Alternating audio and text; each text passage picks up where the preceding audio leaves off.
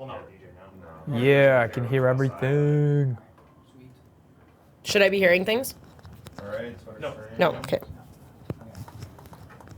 Okay. All right, we're good. Thanks, DK. DK, thanks, bro. I'm gonna just be by your phone. Pray. Who's good at these mic things? Anyone? Graham? Brad, can you, or sorry, face. It's just like Yeah, popping. testing weird one, when I two, try to do three. it. You are watching All my shirts are NBA thin and Finals Media not a Day. great scene. I think I'm. Good. Yeah. One Look Popping back. in terms of like. Well, is it like doesn't No. look awkward? No. Okay, and I'll just. I can hear y'all. I can hear you too.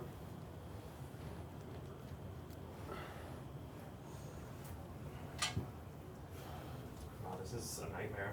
What? This, I can hear echoes like crazy. We have to plug into the roadcaster for them to hear through their IFBs. Uh-huh. So I can hear like. 100 things. So can we. They can as well. Like they can hear. Can they hear themselves? Can you hear yourselves? Echo. No. Why don't? Oh wait, I don't hear anything. So. Oh, there we are. Yes, it's echoey. I wonder if they can just like put that in your pocket, so it doesn't angle. You know what I mean? Yeah. Well, I want it to. It has to be in the right spot though. That's the other problem. I would say like. It's just it's probably still better than that one. Except it's now cut out. So. It's like finding the. The other option, which actually worked fairly well, was that. We don't have any tape, do we? Mute the mic and. You mute the mics. And we Yo, just I have crank up electrical the tape. Do you want? Yeah. Do you have some? Yeah, actually. Because if I do. hold it like This this. is how I roll, Electrical man. tape on decky. Yo, now I know I have. that's bad, but if I do No, this, do whatever it's the fuck you fine. need to do. Oh, I hope I. Oh my god, I hope I didn't leave it up. Maybe I have a band-aid in my bag. Definitely at Oh, home. there's this tape. We have scotch Yeah, tape. just anything to hold this cord to. All my chargers have electrical tape on it now. If you tape that to Ah, that. That's fine. I have to. I'm poor. Okay, we've got a side view of this desk. Ooh, be some ready to jazz go in and music. test this. Nice, Graham. Pardon? Yeah, the room is filling up based on pictures I see here. Look at that.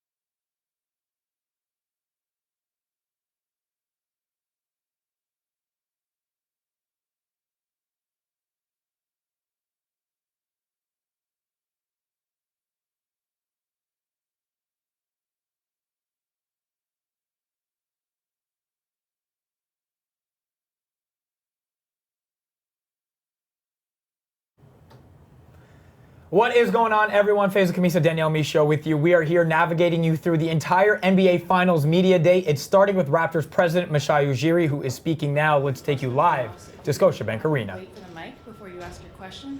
Identify who you are so we know where you're from. And I think that Masai wanted to open with a few words. Just wanted to say welcome to Toronto. It's a really exciting time for us in the city, and I think it's such a blessing to have the opportunity for our team, our city, our country to play in the NBA Finals. I want to use this opportunity to thank our ownership, Larry Tannenbaum and George Cope, Edward Rogers, and Bell and Rogers. It's been very encouraging for us, and the support has been amazing. Lastly, our unbelievable fans, the support they've given us around the country. I think you can see the sentiment around everywhere. There's so much excitement, passion, energy that we're excited to get started. So welcome to Toronto. Questions for Masai, please? We'll start with Michael Grange, who is to your right there. Masai, Michael Grange from Sportsnet. When you were sitting in this building last July, could you have envisioned, or how clearly did you envision having this opportunity just, I guess, 11 months later to be speaking at an NBA Finals? It's surreal, but I think when you put the team together, and we all dream of a championship. We all think about that, and I think the change was hard at the time, and but we knew the kind of player we were getting, and if we overcame and we dealt with all the issues that we felt that could come together. I think we were all positive about this kind of moment and all dreamt about it. The players have been unbelievable. The coaches have been remarkable. We've had remarkable leadership from Kawhi, Kyle, Marc Gasol, and Nick leading the way. This is what you put yourself in position, and our jobs is to try and create that team, try and create the atmosphere for them, the workplace for them to prepare, and there's been a lot of preparation, and they've done an incredible job. Tim, who's just to the right of. Masai, Tim Reynolds with the AP. Hi. You spoke of Nick. I know the job is not done, of course, so it's unfair to ask you to assess before the season's complete, but the spot that he was put into, it's always awkward when you replace someone who's the reigning coach of the year, someone who you worked for. How would you say that he sort of navigated those choppy waters and got the team to this place? How would you sort of assess what he's done to this point? To give Dwayne Casey credit, he prepared us for this too. It's not something that started in 1 year. I don't know that a team can just start in 1 year. So I think I want to say that Dwayne Casey and DeMar DeRozan are part of this. They are part of our journey and how far this has come. So I think Nick has done a great job. Just taking it from there and building his own identity and building a team that he wanted to coach in a certain way, and bringing up us to this moment. He's made the right adjustments, I think, and it's been a roller coaster sometimes, and we've had tough games. We've had really, really tough games.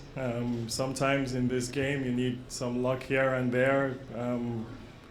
We're a hard-working team, and I think Nick has that persona and that ethic that really translates to everybody and the whole organization as a whole.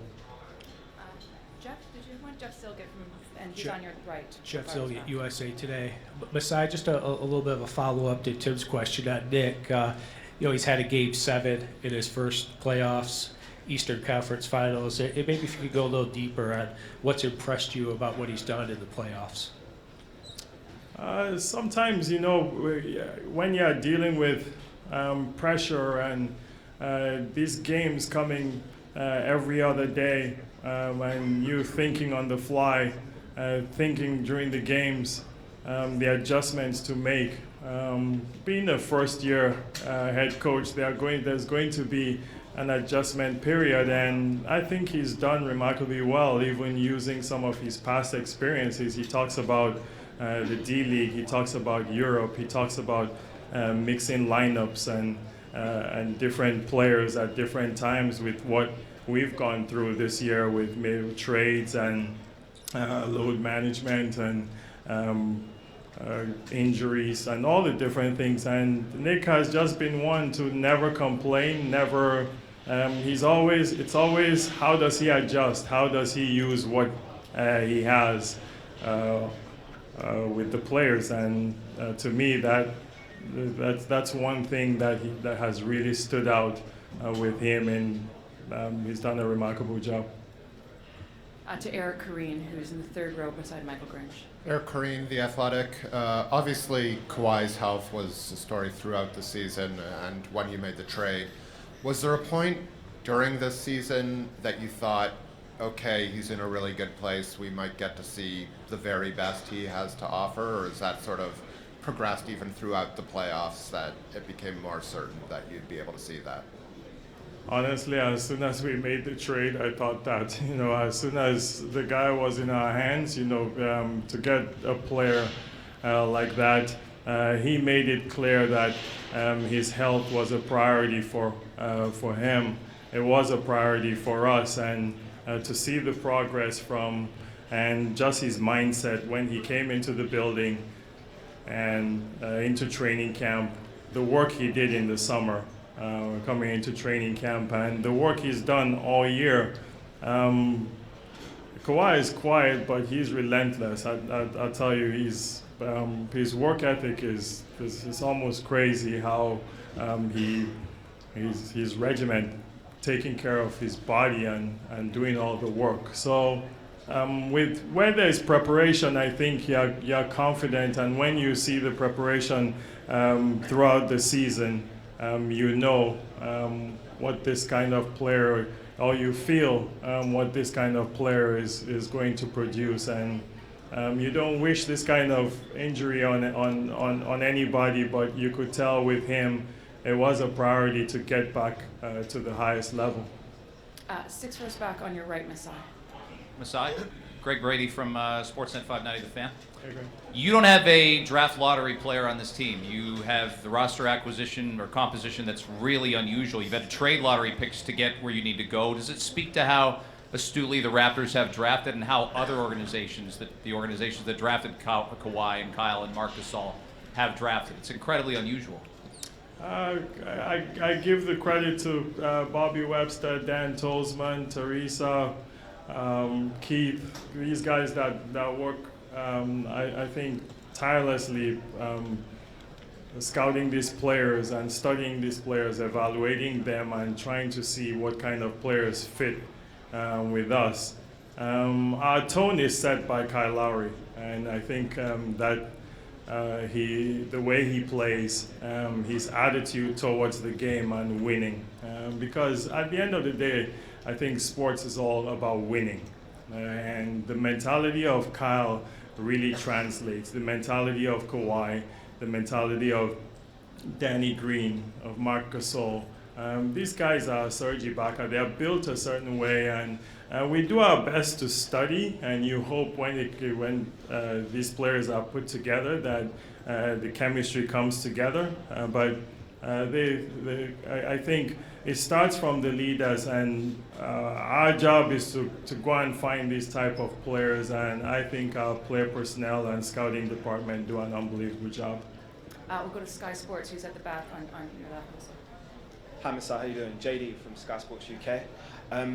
when I kind of look at your career, you're born to African parents, you're born in England. Your head coach as well, obviously, is coveted around the world in terms of a basketball savant, and 2 of your stars also come from Africa.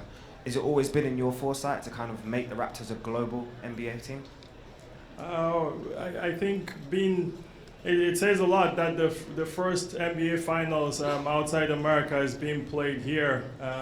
Maybe one day we'll be real world champions or something. But this is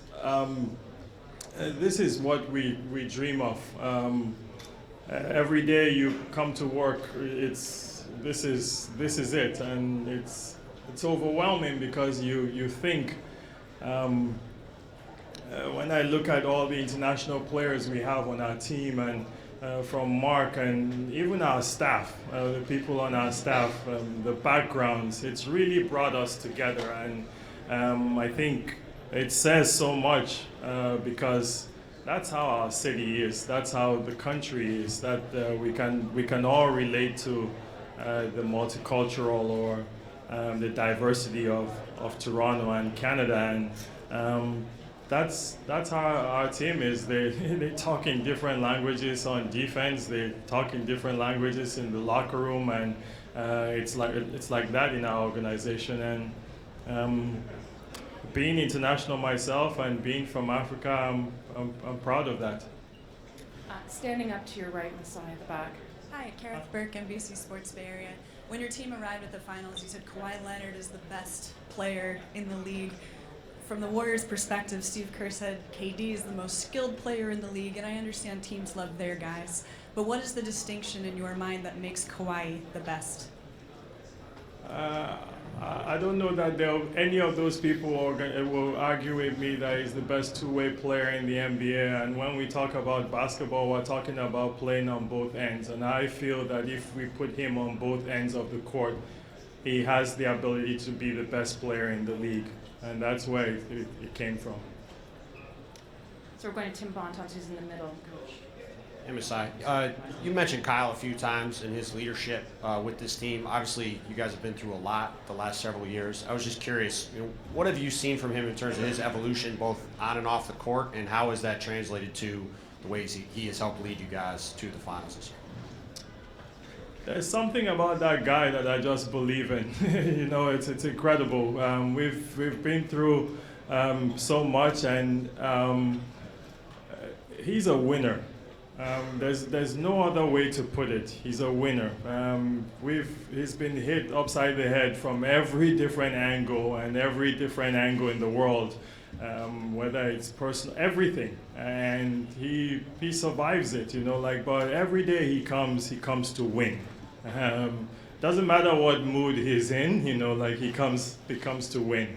And I saw that one day playing in the gym here when this was still our practice facility, and nobody knew I was watching that day. It's like 4 or 5 years ago, and they were playing pickup basketball, and the way he just competed without anybody being in the gym. There was just 5-on-5 and a couple coaches in there. It was preseason, and he played his ass off, and that's just how he is, and he leads us, I think, in the right way. And yes, we've gone through, we've had our ups and downs, but I think this year there was a really good moment where we sat down and we really talked about what we wanted to accomplish, and it's a tough conversation, but these are conversations that you have to have. I did understand how Kyle felt when obviously we made the trade, and it was tough. DeMar's his best friend. I do understand that completely,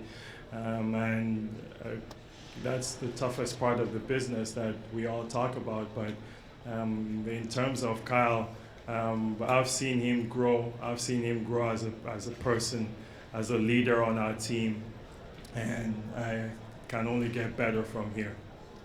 To Jared Greenberg, who's standing up to your left, Masai. Masai, Jared Greenberg, NBA TV. A recent online survey concluded that all but 3 of the U.S. states are rooting for the Raptors to win the championship this year. Mm-hmm. For a fan base that has built its bones on us against the world, how does it feel now to be playing for a title knowing that you're the fans' choice to win? It feels good. We don't want to. I don't know if it's underdog. We just feel like we've we've prepared well to be here. And you go through that grind. It's very flattering, you know, for us as a team, as an organization. I know our players would love that that we get that support. But these guys have prepared, to be honest, and we've been trying to prepare for this moment to get here. And it's been a grind, you know. We get mocked, we get people talk about us in different ways, but for us, that's the growth. That's the thing. Those are the things that we have to go through. But I can tell you, it's gonna be crazy. It's gonna be crazy here tomorrow. It's gonna be crazy here on Sunday. It's gonna be crazy here for a few days because that's the mentality of our fan base, and we know it's across the world. That's something special about here. We can reach the world easy from here, from Canada, and we're happy to be the global team that represents the NBA. Sitting down, Masai, on the left. Adrian Gober with City TV here in Toronto. Masai, you kind of touched on it there a little bit in your opening remarks as well. What do you feel it means, not just for the Raptors, but the city of Toronto, to have the global spotlight on our city and perhaps putting to rest some of the misconceptions about Toronto and basketball in this country? Yeah, we heard all of it. Again, I say we have to grow to get to this moment, you know, and it's such an incredible city, sports city, whether you're talking about us or the Leafs or the Blue Jays or TFC. It's a great sports city, and there's room for everybody. It's incredible how diverse it is, and we're going to continue to grow this and live this in this city. You see the fans, and wherever you go, whether it's a restaurant, everywhere, the support has been, I think, amazing for us. And I said it when I came here. I know this city will win. And it's not me or anybody. There's something about it here, and sports. It comes around. Many cities will win, you know, like and Toronto will win too.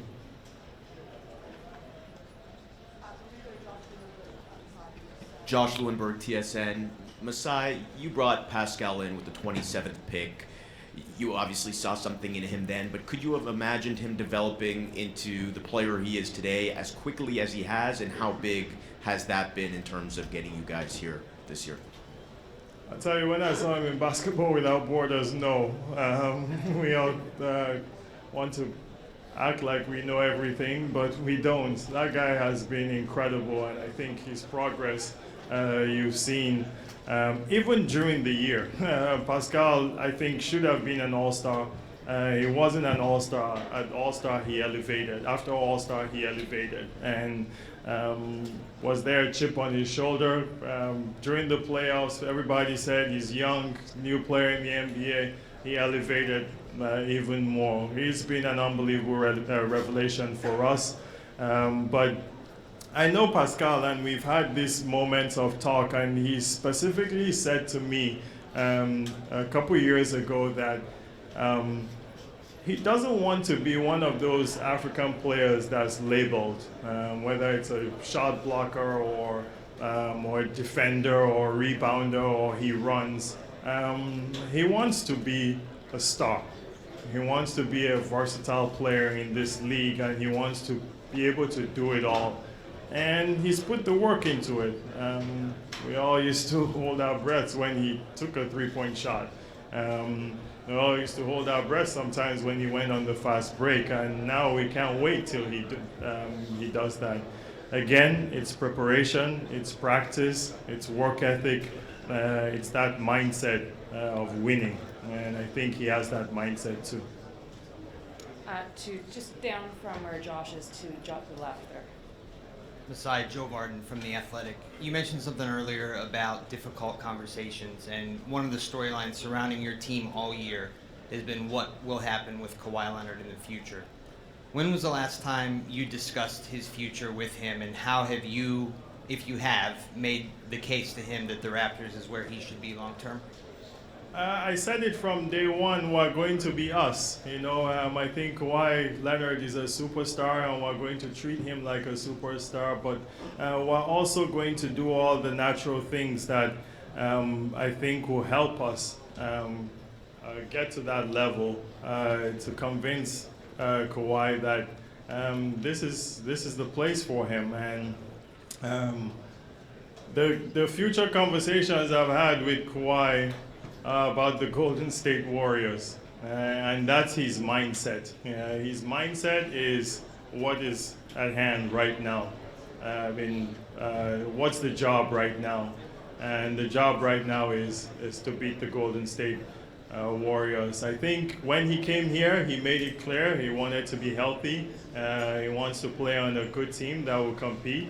And I think kudos to Alex McKechnie and Kawhi's team. I think they've worked together to get him slowly back to playing at this level after playing only 9 games last year. I think when he sees with the city, the fan base, basketball, I think coaching, everything almost has to come together. And I think there was an incredible moment in Game 7 with that shot. All these things, I think, naturally they have to come together. And I think we're blessed here in Toronto that it's slowly coming together for us. But the trust, you hope to build that trust where at the end of the day, we know that there are 2 tough moments in sports, in the job that we do, that make it very, very difficult, and that's trading a player and when a player leaves in free agency. We all have to prepare ourselves for everything, and I think we've built this trust in a way that whatever it is, I think we would have prepared ourselves. We're going to do 2 more questions. We'll go to Vince, who's sitting down on your right, Masai, halfway back there. Hi, Vince. Hi, Vince Ellis, Detroit Free Press. Aside for the Kawhi Leonard acquisition, is there anything else that you take away from your past playoff disappointments, that how you addressed or how you went about building your current roster? Yes, we needed to. I think we needed to figure out a way where we played sometimes a little smarter, sometimes the way we defended, sometimes the way we adjusted to games, sometimes our toughness, sometimes just going through those games, having those sweeps or those defeats. That teaches you, I think. Our team maybe, hopefully, were a little bit more versatile. I think we saw when we played Orlando or we played a big team like the Sixers, I think we were able to compete with them. It was a tough series, but we were able to compete. Same thing with Milwaukee. And I think Nick is able to make adjustments in terms of the personnel we have. And all these things, there's no knock here on the past. Yeah, honestly, because we were part of the past. So we're part of that defeat too. We're part of the knock. So we just have to learn from it. That's what I think good organizations should do. And we learn from that, and we find ourselves here, and there'll be more learning moments, I think. But we play sports to win. That's why we play the game, is to win. And that's what we want to do here, is to win. So the last question is from Kayla Gray, who's at the very back, Masai. I'm Masai, Kayla Gray, TSN. Hi. You talk about the timeline. At the start of the season, obviously, you're losing a DeMar DeRozan, gaining Kawhi Leonard. Was there any point in the season where things started to click for you guys, maybe facing DeMar, maybe Kawhi returning to the Spurs, or that game against the Spurs? Was there any point where things started to feel right in terms of buy-in and that trust that you talked about? I think it's different moments for different people, I think, on the team. It's hard. I'm not big on the trade deadline. I think people know here I like development, I like growth, and we did try a couple years ago, we made a couple moves at the trade deadline, and it didn't work. So sometimes you take your chances. Sometimes these are the things that you have to do. For me, I don't know that there's any specific moment that I felt that it clicked, because every day you're trying to work. Every day you're trying to build. Every day you're trying to prepare for moments like this. So I don't know that there's one particular moment, but it's a season, and you have your ups and downs, and hopefully we've prepared ourselves the right way. Thanks very much, everybody. Thank you.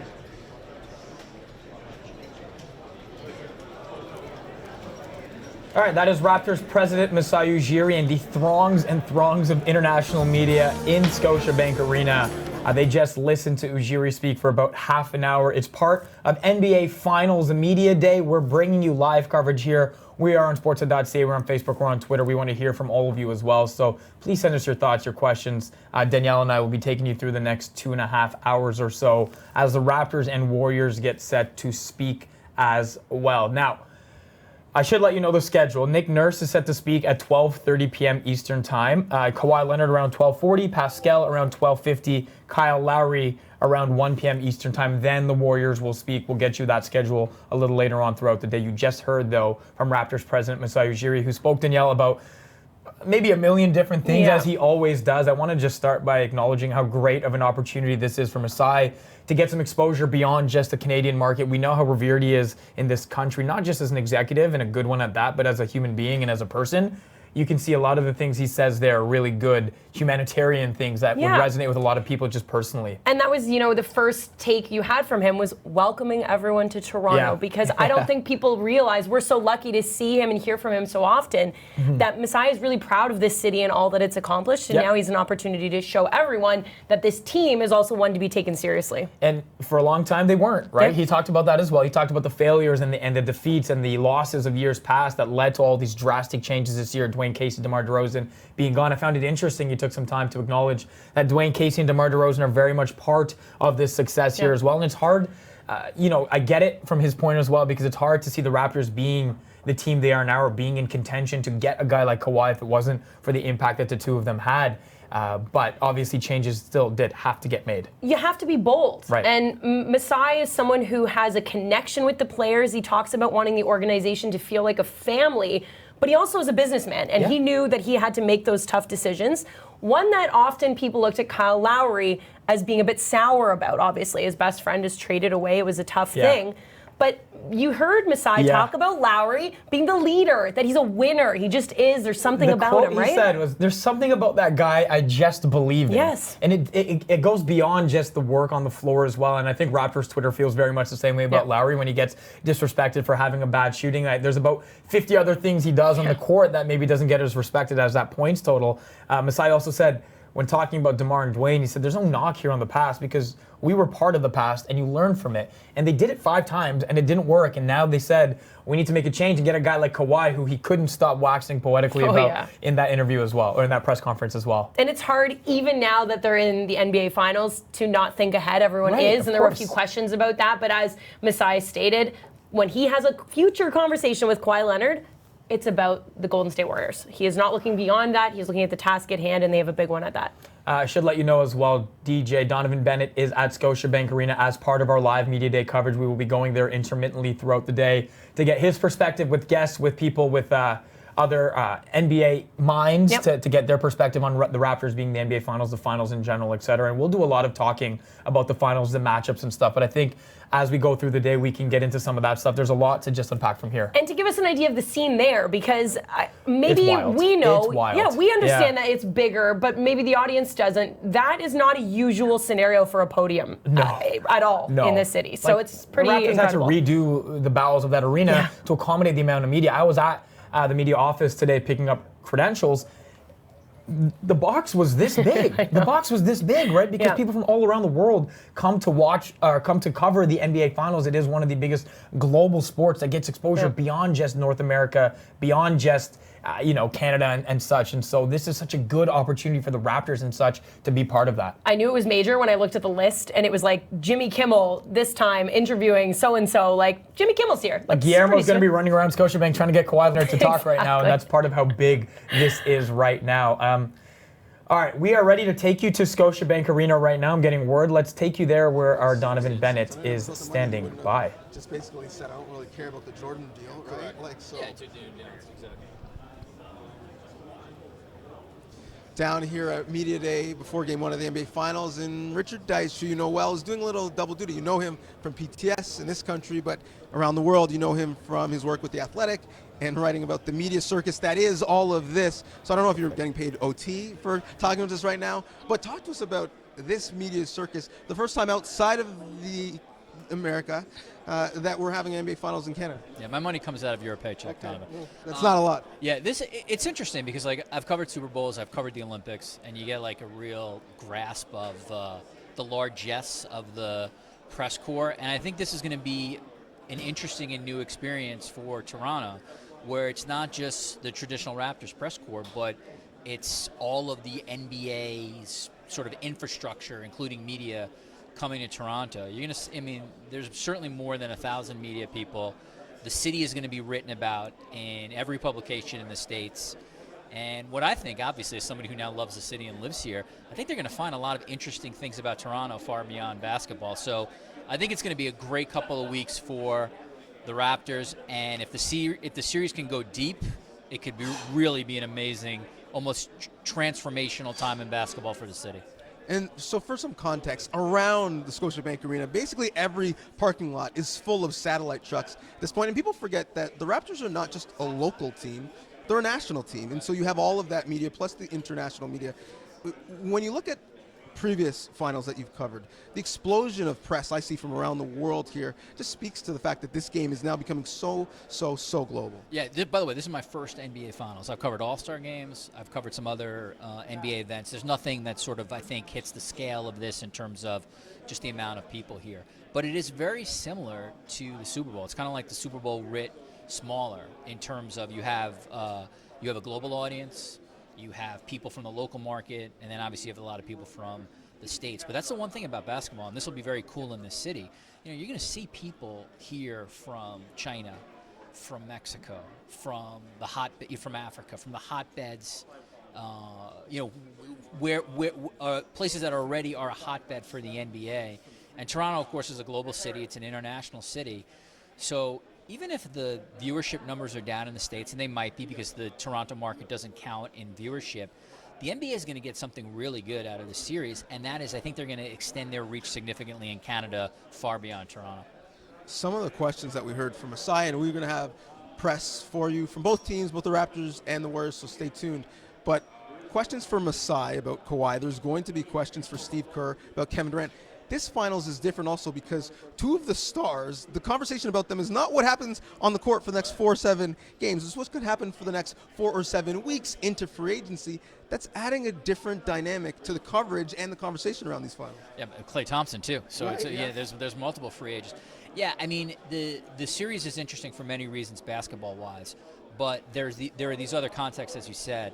One, obviously, is what happens with Kawhi Leonard, Kevin Durant, Klay Thompson, 3 of the best players in the league, and maybe arguably the 2 best players in the league in Durant and Kawhi. There's another context about, is this the end of this Warriors era, which is just an interesting storyline. Is this the last glimpse that we're going to see of one of the great NBA teams of all time? And, you know, then there are smaller stories, like what does this mean for the Raptors organization, and have they arrived as a sort of one of the glamour teams in the league? We already know the Warriors are there. So there's a lot of interest in this series beyond the basketball, but I think both of us agree with this. Obviously, I know you're a basketball head, you have your podcast. I think the basketball is going to be great. I think actually these teams match up really interesting wise in terms of the aesthetics of basketball. So 1, I expect a long series, and 2, I expect a visually interesting series. Yeah, no question. And before I let you actually cover the event in the series, my last question for you, and we've got coverage 1, 3, 5, and 7 on Sportsnet, Sportsnet 1, is that's what I do, Richard. That's what I do. What did you hear from Masai that really interested you? All right. Well, first of all, I need like some kind of computer program to basically diagnose what Masai says, because let's take the Kawhi stuff. You could look at that as he basically just gave you the blueprint of what he's going to sell Kawhi and his team on. You trust our medical staff. You love our culture. We're about winning here. You've had these incredible moments, and you can not only be basically the best player on a team, but the best player in a country. You can sort of own a country. So that's a positive thing. At the same time, Masai also said, we're an organization now that is sort of set up to handle any kind of, any kind of sequence basically that happens regarding whatever Kawhi's decision is. So I felt like you can read it. You could read that a couple ways, where there's confidence in terms of we're going to make the pitch, or hey, if he leaves, we're still going to be okay after he's gone. I don't really know what to make of Masai, although I must admit, I love hearing the guy talk. I think he's a really bright guy. His cadence is interesting as a speaker, and this is a great moment for him. I mean, Masai Ujiri is the general manager of the year in the NBA if you include the postseason. And if he pulls this off, even if Kawhi Leonard leaves, goes down as one of the great trades in NBA history. No question. That pitch sounds similar to the pitch Bob McCown made to you. And look, you're still here, and you like your time here, so maybe it'll work for... Bob McCown's pitch was, you really honestly have nothing better going on in your career. I'm giving you a lifeline. Take it. Well, thank you for this lifeline. Danielle, Faisal, it's good to catch up with Richard. There's a lot going down here. Yo, Richard with the salt to our guy DJ. No, we don't stand for that. We came for DJ here, Richard. Right? I'm sorry, but you can listen to him on Primetime Sports with Bob McCown, 4 to 7 every weekday. All right, a lot to unpack from there as well. And Richard has a good perspective, of course, on media and the coverage of it, because he does that for The Athletic. And he's saying there's nothing like the finals. There's nothing like covering the NBA finals. And it's a point that we were alluding to before. This is about as big as it gets in the sporting world. The NBA Finals is about as big as it gets, Danielle. And you can feel it in the city. We talked about this every single day, that the vibe throughout the playoffs has only grown bigger and bigger. And now as the NBA Finals are here, we've seen some initiatives that have come out that I think we're both pretty excited about. One in particular is that MLSE has said yes to a little mini Jurassic Park in Mississauga. Yep. Same deal in Brampton as well. Brampton has never been this lit. Brampton has never been this fire. It's going to be for the NBA Finals, and that's going to be amazing. Burlington is doing their thing. Kingston is doing their thing as well. Great. There are places throughout the country as well, and we'll get a more comprehensive list as the day goes on. Yep. Everybody is rallying around this Raptors team because they are Canada's basketball team, and people on the West Coast may have some salt towards that because they've lost one of their own, and that's fine. But the country is coming together. We saw the numbers, like 6 million plus people watch parts of Game 6 against the Bucks, beating the record set just 2 weeks earlier because everybody was watching Game 7 against the Philadelphia 76ers. And so it's all part, I think, of a big recruitment effort to get Kawhi Leonard to stay as well, because people care about basketball in this country. And when you go back to something Masai Ujiri said, is that a moment like Kawhi hitting that Game 7 shot gives him a glimpse of what kind of support he can anticipate from, not that he hasn't seen it before, but that really showed just how serious the basketball fandom is in this country. The basketball man, Kawhi Leonard, is practicing on the court right now. I can tell you he's actually smiling as he shoots some free throws, and we'll try to take you to practice as we can through the day as well. Right now, as part of a concerted effort to see how Toronto fans feel, let's get you to a little something we did on Kawhi. You know the hashtag Kawhi, you should stay. It's been trending everywhere. The billboards are across the city, so I went around the 6 to find out just how important Kawhi is. One more time. 1, 2, 3. Kawhi, you should stay. For the jacket, my guy. Thanks a lot, boys. Thank you, man.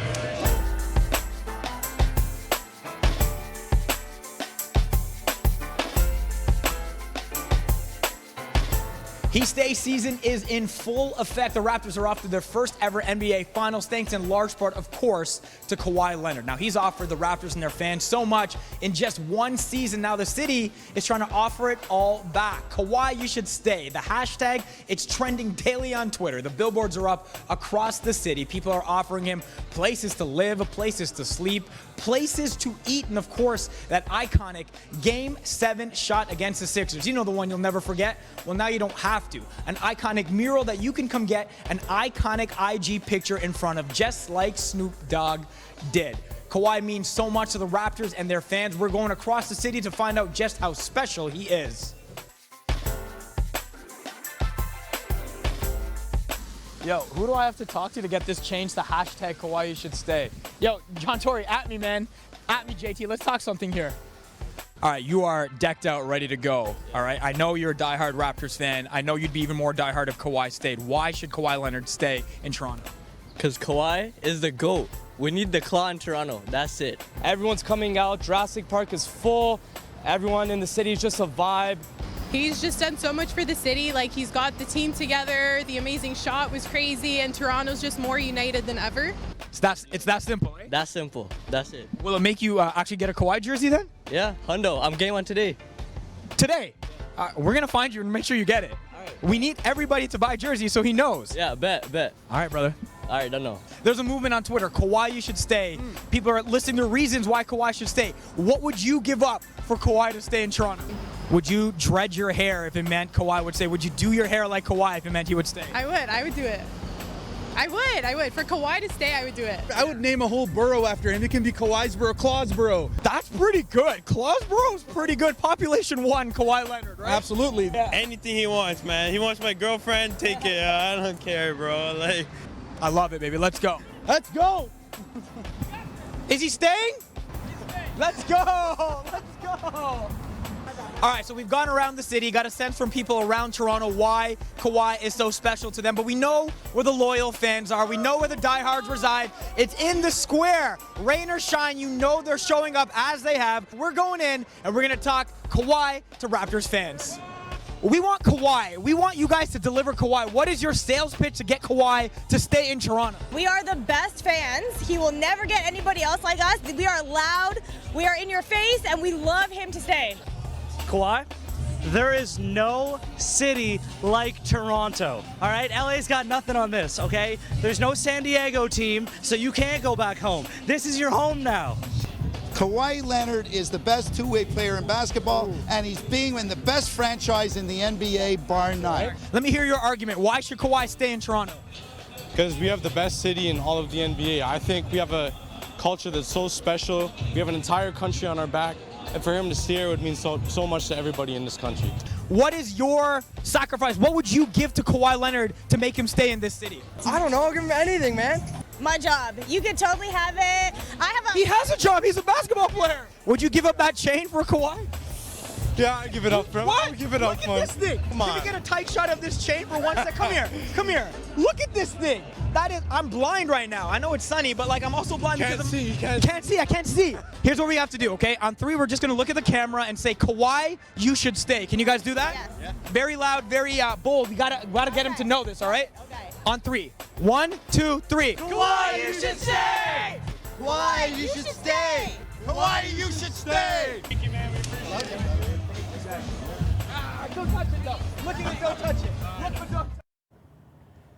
And So those fun. were just portions of the things that people were willing to give up. People were like, you can take my car. And this guy was like, you can take my cousin's car. He didn't have a nice car. That's fine. People were willing to give up their pets and What stuff. would you give up?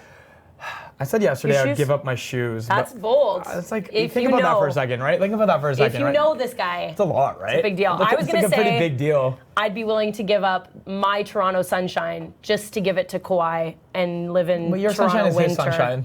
I know we It's share the them, same sunshine. but I'd be willing to live in the dark and wintry storm that is Toronto winter. I think the point is people are willing to give up a hell of a lot to Big get Kawhi things. to stay because of what he's done already. Yeah. Let's, in a couple seconds, we're going to take you back to Scotiabank Arena as we get some clarity. I think Donovan Bennett is standing by with Tim Kawakami of The Athletic. So just a couple seconds from now, we're going to get there. But again, that's the scale. That's the scale of media that are here. People from all around the world. They've come to Toronto, of course. It was bleak and raining today.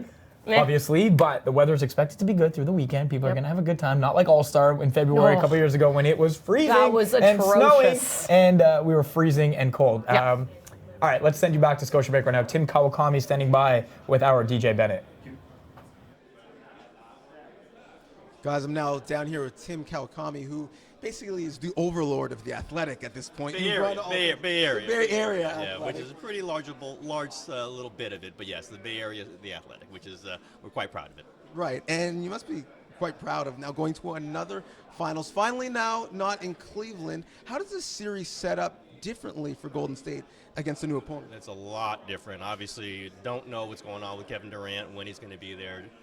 They've really not had a series where you have this many question marks, finals at least. With Cleveland, you knew it was LeBron James, you knew you had to stop him, you knew they had to figure out some other things, and the last two, you knew they had Durant as the kind of guy to go up against LeBron. This is a new opponent. Obviously, they're very familiar with these players, Kawhi Leonard and all the rest. But it's just different formulations, different context, and also, like, I think you have to factor in that Durant's probably not going to play most of these games. I think he's going to play some, although don't hold me to that, but he's going to play maybe 3 or 4 of them, not 5 or 6 of them, maybe not. It's a huge question mark for everyone. He's the race on the hole against everyone. He's like, okay, things aren't going right, get it to Kevin Durant. All right, somebody's going off, put Kevin Durant on. They don't have that, but we saw what they did in the last 5 games without him. So it's a interesting game, I think, for everyone involved with the Warriors, because you knew what was going to happen. You didn't know if they're going to win or lose, but you knew kind of the construct of a Cleveland series. Don't really know the construct of this. That's game 1's going to be fascinating. Is it just the experience going to overwhelm everybody? Is it going to be the Curry, Draymond pick and roll, or are they going to run into something and they're going to have to figure it out? And then they're very interesting when they're trying to figure something out. You mentioned those last 5 games and some of the most beautiful basketball we've seen from this team in a while, but also they were down for most of those games and had to come back. It's a question that divides our newsroom, divides basketball fans all over the place. Are the Warriors potentially better with KD, or is that sacrilegious to say? They don't love that question. I don't think they are, from the pure idea that I need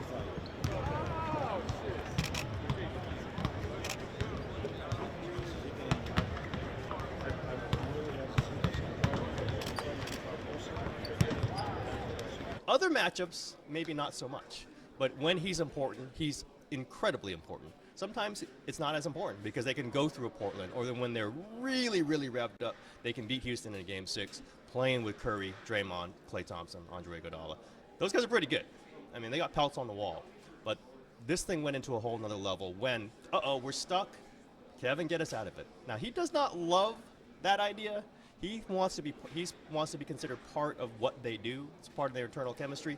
I have been under the impression, and I've written, and he's not been real thrilled with me for saying, that he's kind of to the side. He's almost an equal to what they're doing over here. But when they do what they do over here is Steph, Draymond pick and roll, Klay Thompson on the side. When it doesn't work, when they get bogged down, they got the ultimate bailout. Again, he hates that word. Sorry.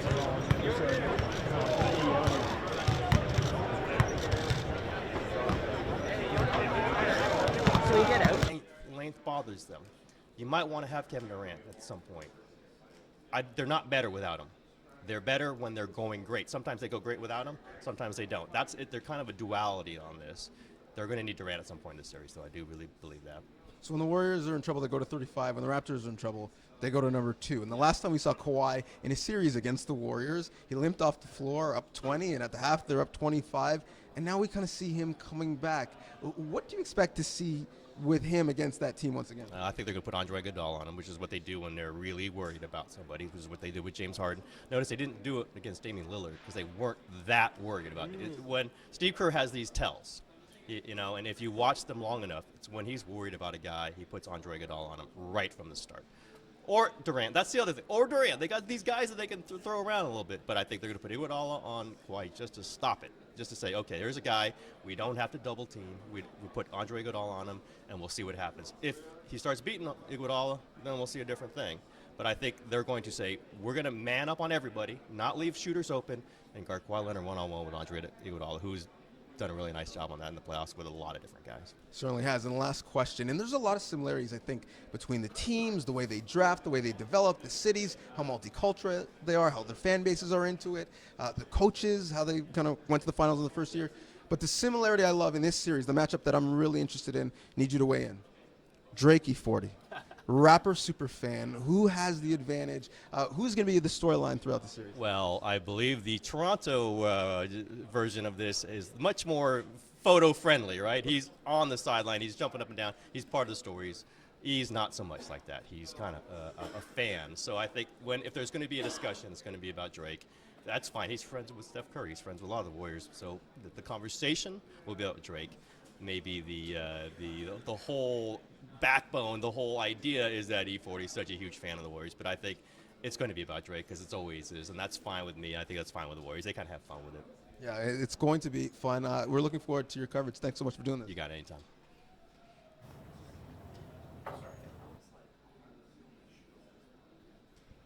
Awesome.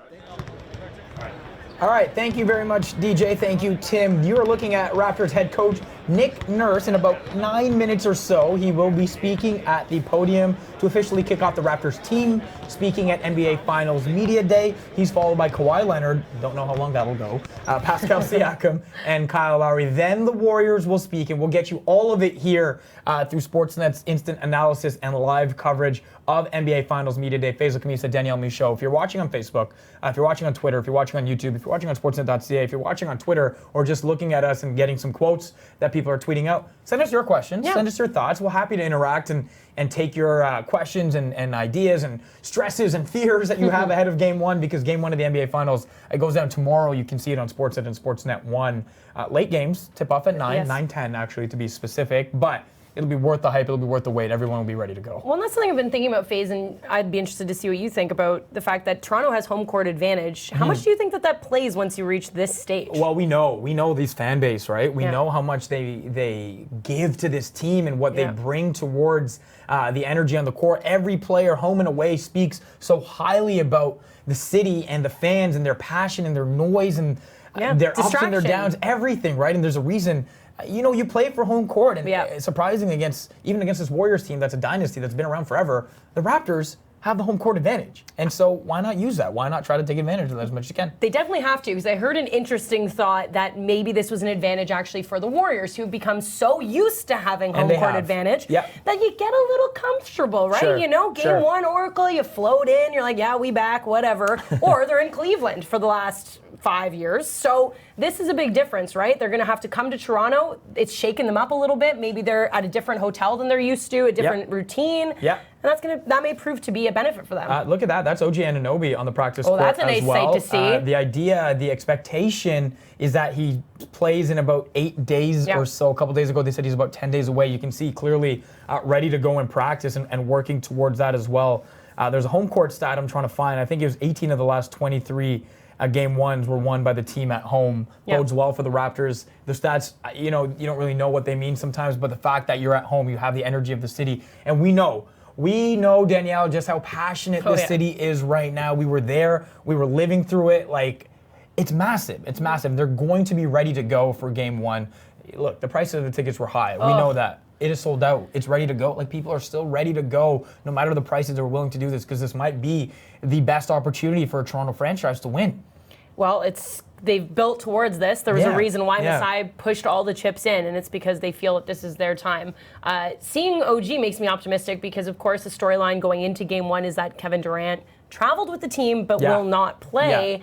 And it makes me curious as to if this is the 3-week mark. This is the mark where they said... It's right around the time. Right? They thought that he might be able to come back. He's yet to do any court work. So obviously not progressing the way that they had hoped he had. Yeah, I found it interesting that it was like 3 days before the finals that Steve Kerr's like, no, he's not going to play Game 1. So it makes me feel like he's not right there yet. No. The fact that he's with the team is probably optimistic if you're a Warriors fan. We heard Tim Kawakami talk about how, look, when the Warriors are struggling, they go to Kevin Durant. All due respect to Steph and Klay and Draymond. Durant... He's the guy, right? He's the guy. And before Kawhi's run in this postseason, everyone was talking about Kevin Durant's run in this postseason. They said, hey, remember who I am? I'm Kevin Durant, right? I'm Kevin Durant. Then he went out for 50. In case you forgot, I'm Kevin Durant. And yes, the injury was disappointing. The injury, as a basketball fan, like, you don't want to see anybody get hurt, right? You don't want to, but it opens the door a little bit for the Raptors to kind of take advantage of it. Do you not think if he was a little bit closer, he would have just stayed home to continue rehab and be ready for Game 3? Well, you don't know. That's the thing. I think the Warriors are taking the Raptors seriously, as they should. You lose Game 1. I don't know if you can afford to lose Game 2, right? Can't. Knowing that there are 2 games back in Toronto, 5 and 7 after that, right? The final schedule switched up this year as well. It used to be 2-3-2. Yes. There's an advantage of coming back here and playing Game 5 in Toronto instead of having to deal with that loud Oracle crowd. And we know their passion as well. Yes, they've been here 5 times in a row, but it's not like anybody doesn't want to see them win a championship there, right? It's the last season in Oracle. It's maybe the end of this dynasty team in Golden State if Kevin Durant decides to leave in the offseason. So there's certainly a lot at stake for both teams, right? Like the Raptors desperately trying to win in hopes that not only are they bringing championships to a franchise that's 24 years, never been even close to this point, but you've got the Warriors, who, on the other hand, are trying to cap off their 3rd championship and keep players around. Otherwise, do you think they disband? I see it breaking up, and this is certainly a team that will be talked about forever for being one of the best. I'm watching practice right now, and again, I keep seeing all these players hit the shots, and Danny Green was amongst them. I think he hit 9 straight threes. We were no counting. rim, no nothing. And and our camera guy's getting a sense of the media perspective here as well. And you can see just how big this all is, right? Like this is massive. You said you had the number there. 76 cameras, I believe, is what ESPN has sent to Toronto. 75 or 76. Yeah, there's Arash taking it in. What are you shooting at that point? Are they going to shoot us when we're there? I feel like there's a lot of cameras available. Well, we'll be looking fly as hell, ready to go. We'll be there, by the way. Look, I should let you know, as part of our coverage online, like we'll be doing pre-game, halftime, and post-game stuff on Instagram Live throughout the NBA Finals. So be sure to join us for our coverage. Danielle, Donovan, and myself will all be part of that coverage. We'll be giving you as much as we can. And look at it this way. The tickets are out of control, so we're going to do our best to give you a feel for what it's like in that arena. Live through us. We're you guys. We're one of y'all. For sure. We'll just be there on your behalf, and we'll try to take it all in. We should say couple seconds from now, Nick Nurse will speak, about 3 minutes or so. He's expected to hit the podium as the first of the Raptors to do that. Kyle Lowry, Pascal Siakam, Kawhi Leonard in reverse order. Leonard will join and follow after that. And the Warriors that are speaking on the podium will be Steve Kerr, Steph Curry, Klay Thompson, and Draymond Green. So there's a lot going on. How about before we get there, let's relive Game 6. Let's relive Game 6 through the streets of Toronto, all that perspective. It was a wild night. It was a wild win and led to an even wilder celebration. The Toronto Raptors are headed to their first NBA Finals. What a time to be alive for real. Even though when this franchise started, some of these fans weren't even alive. They're now on top of the world and on top of modes of transportation. These fans were out here on top of anything and everything. All of us were all in. Votto, Pozuelo, even Giovinco. American commentators doubted. They were soft before Kawhi got there, and they're still soft. And then retracted. What I've watched the Toronto Raptors do is make all of us, including myself, look like absolute positive idiots. Well, don't take our kindness for weakness, and don't cry because our star and our rapper is greater than yours. I love Toronto. I love this team, and we're going to the NBA. For one night, a quarter of a century in the making, none of that mattered. This was an expression of our collective basketball strength, built up from our collective playoff pain. The celebration was a full-day affair. In the morning, that new gear sold out in minutes. Hours before tip, the fans lined up down the block and around the building to stand outside and watch the game on a screen in a thunderstorm. But there was no raining on this parade. The Six is on a wave. The fan base in this country who never could have dreamt of this is now dreaming of parade routes. Our crowning moment used to be a dunk competition. Now it's the fun guy crowning your head top with the left. Lowry to It was done in the most Canuck fashion, a multicultural team repping Africa and Taiwan and Spain, and of course, Canada. A team with one all-star who hustled his way into our hearts, and another who is so humble and understated, he might as well be Canadian even if he is from Cali. And post-game, the players were a part of the party. Hey, let's go! Let's go! The stage was an arena, but on this Saturday night in Canada, basketball, not hockey, is what we gathered to watch. And now we'll gather to host the basketball world for the NBA Finals. What a time to be alive indeed. Enjoy it, Canada. You invented the game. You've grown the game. You deserve this. What am I supposed to do with all my goosebumps right now? Thank God I'm wearing this jacket. Feeling it. What a time to be alive indeed. Yeah. Great work by Donovan and our entire digital team putting that together. That was, again, there's a lot we're bringing you, and there's a lot of people putting in a lot of great work to make it as comprehensive as possible. And so if you see a Sportsnet camera somewhere on the streets of TDOT in the next week or so, just join us. Come talk to us. We want to hear from all of you. Of course, this is about you guys, as Donovan said. It's about you, Canada. Inventors of the game, Kings in the North right now. All right, so in just a couple minutes, we're supposed to hear from head coach Nick Nurse. It's not right there just yet, so we'll continue to talk. He's got a big boost this postseason. His adjustments, the work he's done, everything that he's been able to kind of bring back to Toronto after being down 0-2, it all worked. And so he's got a different task, of course, in the Warriors, but I feel like his coaching acumen and his style has improved as the playoffs have gone on as well. We have to look at the amount of pressure that was on him right from day one. You know, you get Masai lets go of the coach of the year and Dwayne Casey, Nick Nurse, who is his assistant. They're going, well, what's he going to do differently? I remember that was the constant conversation at first. If he was a part of this coaching staff, how could he possibly bring a different game plan to action. Well, he did, and he has, and he's made the adjustments throughout the playoffs that they've needed. I'm interested to hear what he says at the podium because the last time he spoke, he didn't get into specifics about how they plan on attacking the Warriors, especially someone like, say, Steph Curry, because he was taking time to relax a little bit from what was a very strenuous couple of weeks before you dive into the finals. I wonder how his voice is going to be today. Like, I feel like he should be back by now. It'll be gone by the first quarter in game one. Ours has been gone, and we weren't coaching, so it might be tough.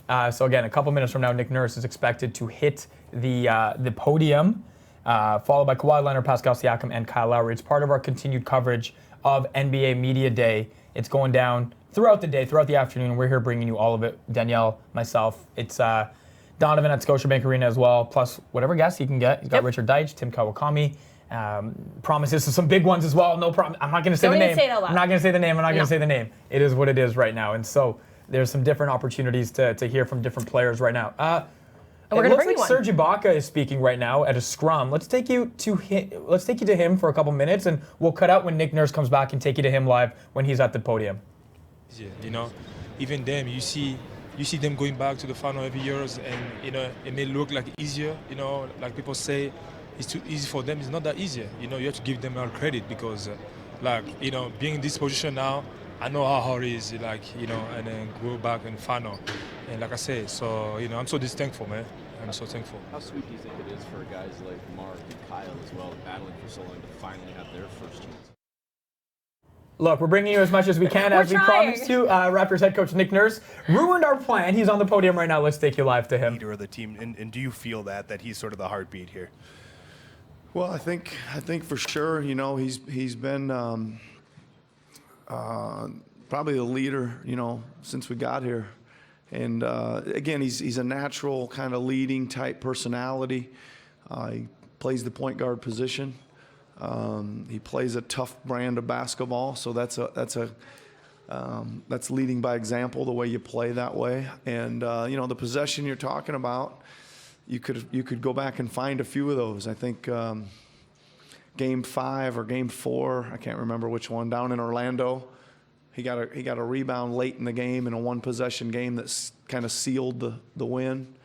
It might have been 2 rebounds in the same possession in that thing, and not unlike, you know, Kawhi getting a big offensive rebound in Game 6 here against Milwaukee. So he makes a lot of tough plays, takes charges, blocks out a lot of bigger people, and he does lead by example.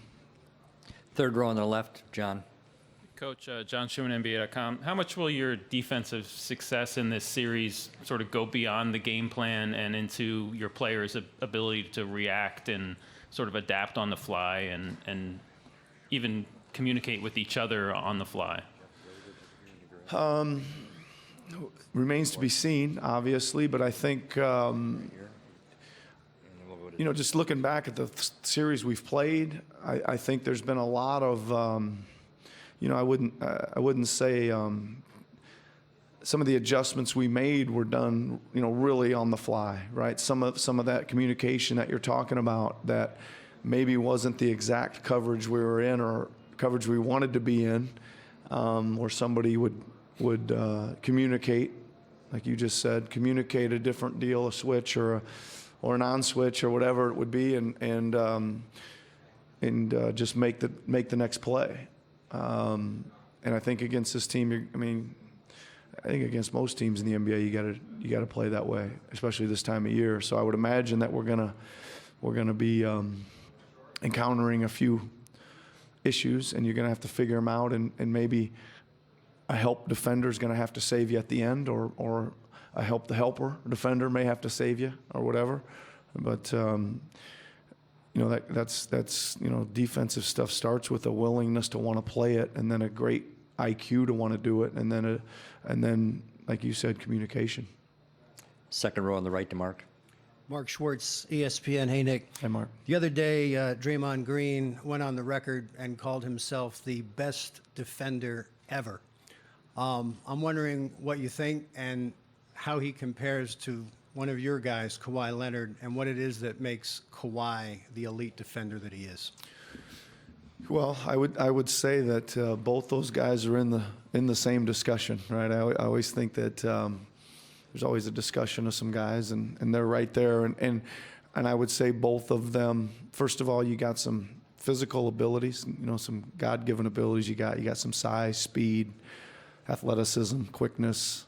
And then you go to the next part of it is, and I always keep saying this, you got a tremendous desire and pride to stop people, right, and make plays and want to infuse your team with enthusiasm to play defense. What was the second part of your question again? Yeah, a lot, and a lot of those things. I think Kawhi again takes a lot of pride in being a two-way player. And that's again really where it starts. You got to want to do it, and then again he's got some IQ. He's got really good body and athleticism. He's got these really big hands that get in there and snatch the ball away sometimes. And I always say that probably impresses me about him more than anything is when he. The scoring's great and the big baskets are great and all that stuff, but when he makes up his mind to impact a play on the defensive end, and next thing you know, he's got the ball coming the other way and getting maybe a transition bucket. Those are huge momentum plays. Sixth row on the left to Jeff. Jeff Zilgett, USA Today. Nick, you've coached in England, you've coached small college ball, G League. What about those experiences prepared you for this, your first NBA head coaching job? And along the way, was there ever a moment that you wondered if it would break your way and you would get to where you wanted to go? Well, first of all, I think like my goal early in becoming a head coach so young was to find out if I could do it.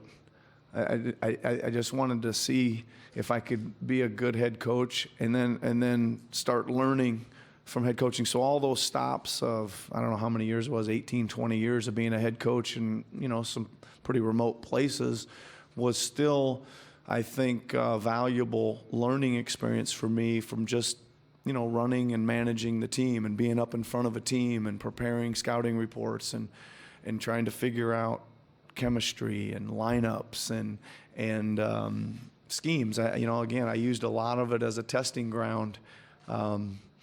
I remember one year we were a full court pressing team the entire game, and I just wanted to see what that system kind of netted or felt like. And again, like in RGV, we did a lot of testing of things, and it was just all really good, like laboratory, right?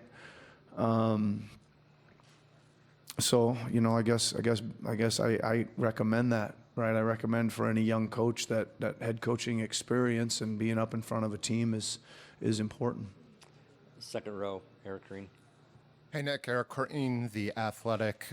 Two-part question. First, I'm just curious if you have any memories of the game of Kawhi against the Warriors where he hurt his ankle. And the second part is, at what point or period of this season did you realize that the load management was really going according to plan and you might see the best that this guy has to offer? I do have memories of that game. I watched the whole game. I think it was yesterday or the day before on tape. So I know it pretty well. It's pretty fresh in my mind. Anything stand out to you? Well, no, I'm just, again, I'm just trying to watch like I do, like any coach does. I'm just trying to watch coverages and things like that. That I, any things I can pick up that stuck out as far as the way they guarded him and who guarded him and all that kind of stuff. Just trying to gather as much information as you can. And the load management thing, first of all, I'd like to give a lot of credit to Alex McKechnie and his staff. I mean, they were, countless hours in preparation and really smart ideas and planning, really, on that to both physically and mentally get Kawhi to where he was able to start playing the way he wanted to play in the playoffs. When did I sense it? I just kind of started getting a feeling about it, and I don't know, after the All-Star break, February, March, I kind of kept thinking that he was holding back a little bit, or he was getting his 30 points, but it seemed like he wasn't extending a whole lot of effort some nights to do it. And I was looking and thinking there was another gear maybe coming. And then he said something to the effect of these first 82 are just practice. And then I thought, okay, then he's getting ready to throw it in another gear here pretty soon. Final question, right side, middle, Tim Reynolds. Hey, Nick. Tim Reynolds with the AP. Another Kawhi defense question, but him on the offensive end, the Warriors have probably more guys than any other team in the league that can throw an elite body in front of them. They can throw Klay, they can throw Draymond, they're going to throw Andre. I think everybody expects that. How do you kind of anticipate them to defend him? And because he has such an innate knowledge of the defensive end of the floor, does that work to his advantage as an offensive player when he's facing another elite defender? Well, I think first of all, I would say, they're gonna probably do something similar to what we're gonna do. There's a lot of bodies that can guard a lot of different people, and I think you in a series are gonna see a lot of different people. And plus, in this game, which these guys probably have maybe, I don't know if they invented they brought the switching defense to prominence years ago. Then now that so both teams are going to be switching a lot. So matchups naturally, ends up heck in one possession, 3 different guys are guarding a guy because there's screening going on. So I think both teams probably go in with the mindset of, okay, that's our ideal matchup, and your chance to play primary defender if you don't want to switch some stuff and keep a certain guy on him that's having good luck. And yeah, I just think, any of these guys in the league that are such great scorers, they see so many different schemes and defenses, and as the years tick by, they'll see switching, they'll see denials, they'll see double teams, they'll see, come after one dribble. They'll see all kinds of things that they get used to playing. And I would say probably their knowledge of defense translates to how they would defeat some of that stuff. Yeah. Thank you. Okay, thanks a lot. Kawhi's next. All right, that's Raptors head coach Nick Nurse. Shouldn't be long from now until Kawhi Leonard steps to that podium as well. We'll keep that shot up there in case he comes in a couple seconds or so. I found it interesting, Danielle. Nick Nurse said, look, I knew Kawhi was going to improve dramatically. Yes, he was scoring 30 points. Yes, the Raptors were winning, but I knew there was more effort to give. And I'll hold your thoughts until later because we see Kawhi Leonard stepping up to the podium right now. Here is number 2. First question, Stephen, left side, first row. Stephen Lung, Sportsnet. Kawhi, I'm just curious about, can you take me back to first memories of when you first played in the finals? Like what kind of nerves there are there, and if you still feel any of those right now? It's just anxiousness, wanting to get to the game and play. And, I was young, my first finals, 20, probably second year in the league. And, not knowing really what to expect. But, after that, going into my second one, you pretty much know what to expect. And, we were playing the same team, but it's still the same. It's the same basketball game. It's 5-on-5. Still 2 hoops, so you just got to go out there and play hard and live with the results. Back in the right side, way in the back. Kawhi, Jordan Fontaine, Rogers Sportsnet. Just wondering, before coming to Toronto, your impressions of Toronto as a basketball city, and now having played and lived here, have those impressions changed at all? Now you get to see how it is every day, or, for 41 games. Before you come, their crowd does come out when you're playing here on the road, but I also was on the West, so I only played them once a year. And, like I said, now I'm here for 41 games during the regular season. You get to live in a city, see how, if guys or girls wearing hats, jerseys, how much support is really around the city. And, now in the playoffs, you get to see everybody outside the arena and seeing how, excited they are for the game and how much support is there too. So, it's been an exciting year. Just those, that's what pretty much changed for me, just being able to see it visually. And, like I said, I'm in and out during the regular season. Second row on the right, Mark. Kawhi, Mark Schwartz, ESPN. Draymond Green recently called himself the best defender of all time. You're right there with him, and you have as many all-defensive appearances and first team as he does. I'm wondering if you could compare yourself on defense to him and talk about what it is that gives you so much ability on that side of the ball. And I think he should feel that way about himself. You have to come in these games confident and, know what you could do on the floor. But, I don't know how to just compare myself against him. I don't really do that. Just for myself and what I bring to the game, I guess we both bring, we could switch, 1 through 4, 1 through 5 on the floor. Both bring energy to the game. We want to play defense. We want to stop the player in front of us. And, that's pretty much it. He's leading them on that end of the floor as well. Right side, in the middle, the end. Tim, go ahead. Tim Reynolds with the AP. Kawhi, kind of along the same lines as Mark's question, because you are such a good defensive player, such a great defensive player, how much does that help you on the offensive end, prepare for a game, prepare for a series, and as you try to work through figuring out what the Warriors are going to try to do against you in certain situations?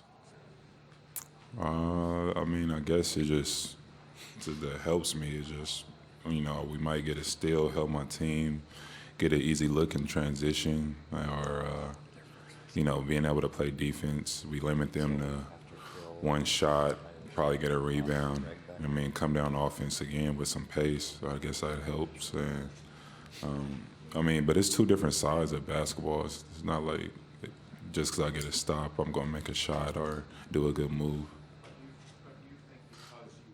Because you have such an understanding of the defensive end, do you think that helps you out as an offensive player when you try to figure out what Andre's going to do against you, or what Klay or what Draymond, whoever's in front of you at a given moment? Not really. I've never really thought of it that way, but maybe. There's good offensive players that are not good defensive players either, or, the other way around. Good defense, not a good offense. So I think it just really comes to being smart and just being in those situations before and just knowing what's going to happen. Going through years of playing and seeing defensive schemes or offensive schemes, and it pretty much helps you watching film and seeing, how they guarded other guys or me in the past. Same area on the right side. Go to Phil.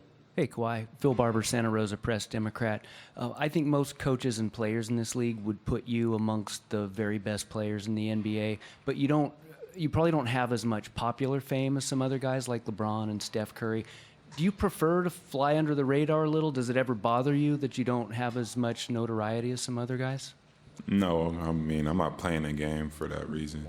I'm out here playing to have fun and trying to be the best player I could be. And, I'm happy with myself and, what I have done in my career. And I'm just going to keep going from there. It's not about me being famous or want to have more fame than those guys. It's about me playing basketball and having fun on the floor. Final question, back on the right, Greg. Hey, Kawhi. Obviously, there's a lot more distractions when you get to this level. We're seeing that today. They're a team that's been here now 5 straight times. They've got guys that have experience.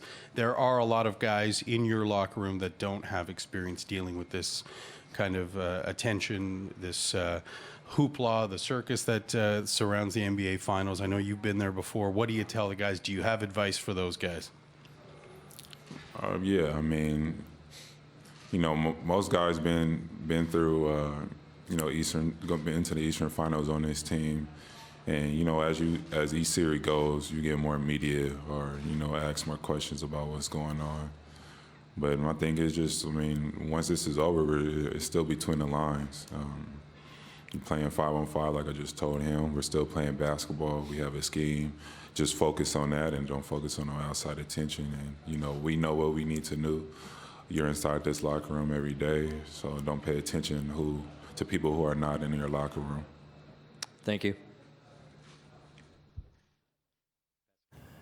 That's Kawhi Leonard. More words than I thought he would say, which is good. I know he's still all business, all ready to go for tomorrow's first game. The last question was very fitting. We should say Pascal Siakam is expected to speak in just a couple minutes. We'll take you there. Try to get a thought in from you. You talked about the experience Kawhi Leonard brings in the finals. He's won Finals MVP. A lot of these Raptors players are doing this for the first time. Yeah. That's got to help having a guy like Kawhi. Well, he was a bit coy in his answer talking about whether or not his understanding of defensive schemes actually helps him offensively as a player. Yep. I think it does certainly benefit him, and I think he probably would agree. He just wasn't going to get into specifics today. Sure. But it's interesting to think that he's studied a ton of film of some of the guys that will likely cover him, but it will change. I don't think that it will be a static situation. If you look back to their series against the Bucks, they changed Leonard onto Giannis in Game 3, and suddenly the defense sort of found itself grounded, and they go on to win 4 and advance to the NBA Finals. And a lot of people forget the precipice to him being in Toronto was an injury he suffered against Golden State in that playoff game in round 2. They were up big. He was having a game, and that injury derailed the Spurs and derailed this season. We'll talk about that more in a sec. Spicy Pete, Pascal Siakam at the podium right now.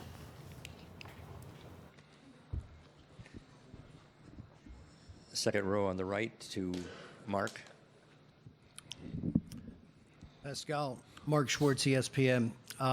First of all, two-part question. Draymond Green called himself the best defender ever recently, and you might have to go up against Draymond quite a bit in this series. I'm wondering what your thoughts are on his defense. And secondly, your teammate Kawhi Leonard has just as many defensive accolades. What makes Kawhi an elite, world-class defender? I think I'm gonna ask the Kawhi question first. I'm gonna answer the Kawhi question first, but I think what makes him special, just his length. He definitely understands the game and kind of like knows like kind of what's gonna happen. And then his physical features are just amazing, and in his hands and being able to just deflect passes and get steals. And then he's just a crazy athlete and also just understanding the game. I think Draymond definitely. I think he was Defensive Player of the Year 1 year. So definitely a guy that prides himself on defense and definitely is like the anchor of their defense. And he definitely does a lot of things that are good for them and his energy, being able to move, and his size and also being strong. So. Which one do you think is better? Which one do I think is better? I don't know, but I'm kind of glad to have Kawhi on my team, and things that he's able to do on defense, and it's definitely amazing. Second row on the left, Michael. Pascal. Second. Michael Grange here. Michael Grange from Sportsnet. Just taking back a little bit to last summer, and even over the course of the year, some of the moves Masai made. What signal did it send to yourself and the team when he made the decision to move on from Dwayne, trade DeMar, trade Jakob, and then Jonas? How do those moves play in the dressing room? What do you think watching Masai do his job? I think it was definitely. Some of them I don't know if it was expected or not, but it was definitely things that caught a lot of us off guard. For me, especially just being that close to guys like Jakob and DeMar and all those guys, and being here with them, it was definitely something that was tough, a tough pill to swallow, and just knowing that we kind of shared stories with these guys and we bond something special. But I think for me, something that I've learned in my little 2 years and going on 3 years is that is that's the nature of it, is the business, and I think as him being a GM or the president and is just trusting that he's making the best decision for the team, and for me being on the team and just moving forward and taking the pieces that are there and trying to make something special out of it. What message did you get out of that? Like, if he's willing to make those moves, and I think he's willing to win. He's willing to win. He's willing to do anything he thinks is the best thing to give us make us in position to win. So that's always been something that he, from the first day I got here, that's his mentality and that's how he thinks. And he's going to do everything in his power and everything he thinks is right to make us win. Pascal, the right side, third row.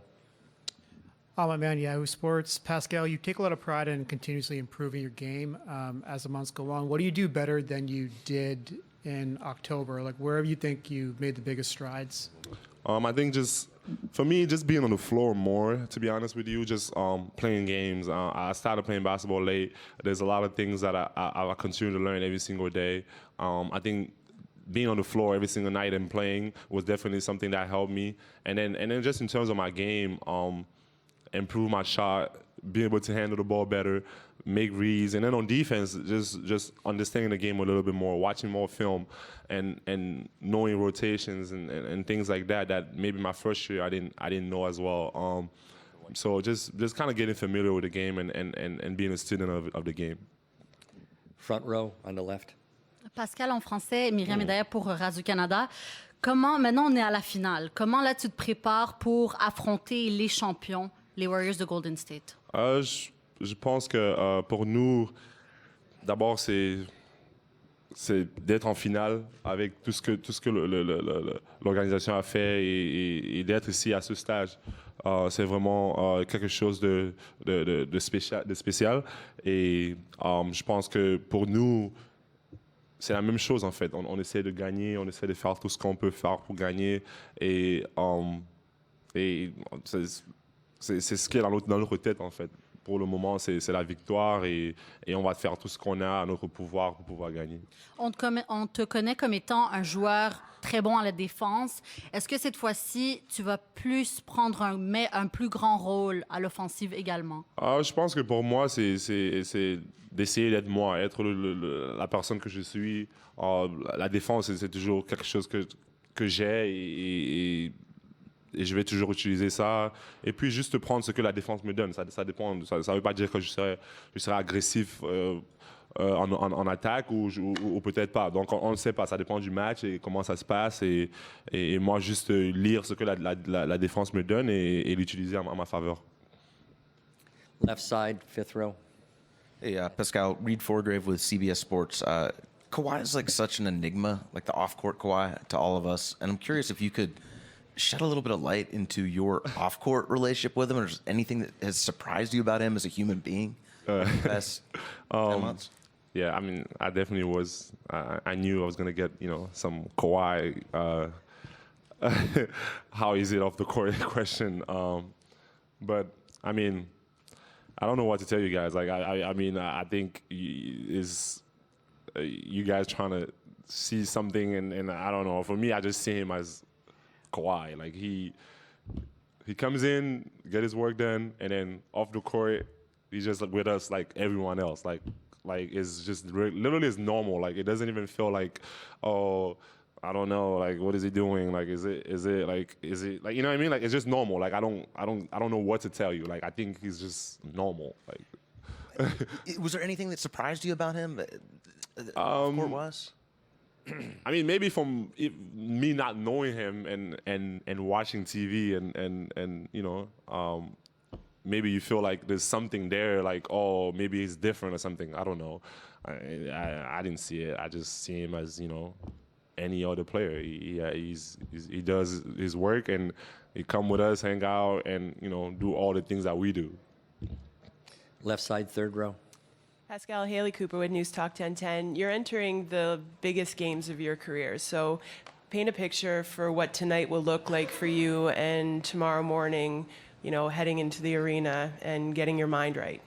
I think for me, I mean, it's just obviously you want to say so much that it's going to be a regular day, it's going to be it's just another day, but it's just not another day, It's the finals. It's an exciting time of the year. I think all the eyes, everyone is watching. I mean, it's an important moment, and for me, I'm excited, right? Like I'm just excited. My family is coming down tomorrow. Having some family time, hanging out, and obviously getting ready for the game. But for the most part, it's just I think for me, I like to just hang out with my family and just chill until we have to play. Final question, second row on the left. Oui, Pascal, Patrick Bizindavi pour la radio Choc FM. Une question en français. Quel effet ça te fait d'être la fierté d'un pays, le Cameroun, et peut-être tout un continent? Ouais. On a vu que même le ministre du Sport vous a envoyé une lettre. Quel est l'effet que ça te fait maintenant durant ces finales? Ça fait vraiment plaisir, en fait. Ça fait vraiment plaisir pour un enfant du Cameroun et aussi d'Afrique. D'être à ce niveau-ci, c'est vraiment quelque chose d'exceptionnel. Et je suis vraiment fier d'être Camerounais, fier d'être Africain et d'être ici et de représenter l'Afrique, de représenter le Cameroun. Et comme tu l'as dit, avoir le ministre des Sports au Cameroun m'envoyer une lettre et juste pour montrer qu'ils sont tous avec moi.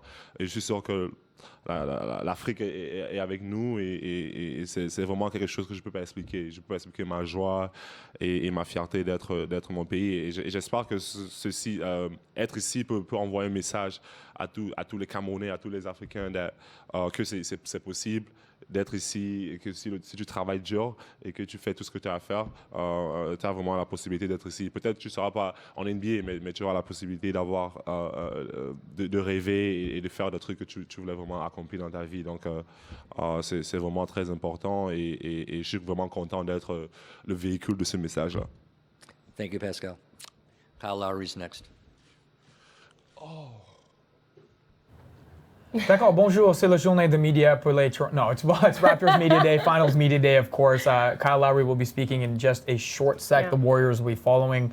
The last question in French there, he talked about being an ambassador to Africa and being a representative. He said at the end he's proud to be the vehicle of that message. And we saw the pride when him and Embiid squared off for Cameroon in that second round as well. The growth of the NBA is unbelievable, and that's why the exposure for Toronto right now during this finals is such a great thing, Danielle. Massive heart eye emoji for Pascal Siakam. Like, who couldn't love this guy and everything that he's accomplished? They were talking about, going back into October, what part of your game have you felt you've developed the most? And for him, it's just been an opportunity to get on the floor nightly, and his progression has been immense when you consider the fact 2 years ago he was playing Raps 905 ball. Right. And now he's most improved player. Well, forget 2 years ago. 8 years ago, he wasn't playing basketball. He wasn't playing basketball. He's one of the craziest NBA stories in quite some time. And his development, his growth, it is unparalleled. You can't find a comparison like that amongst NBA history. And so as a 27 pick to do what he's doing now, Masai said when he started things off about an hour and a half ago, Pascal should have been an all-star. And he probably should have, and he probably will be at some point in the future as well, because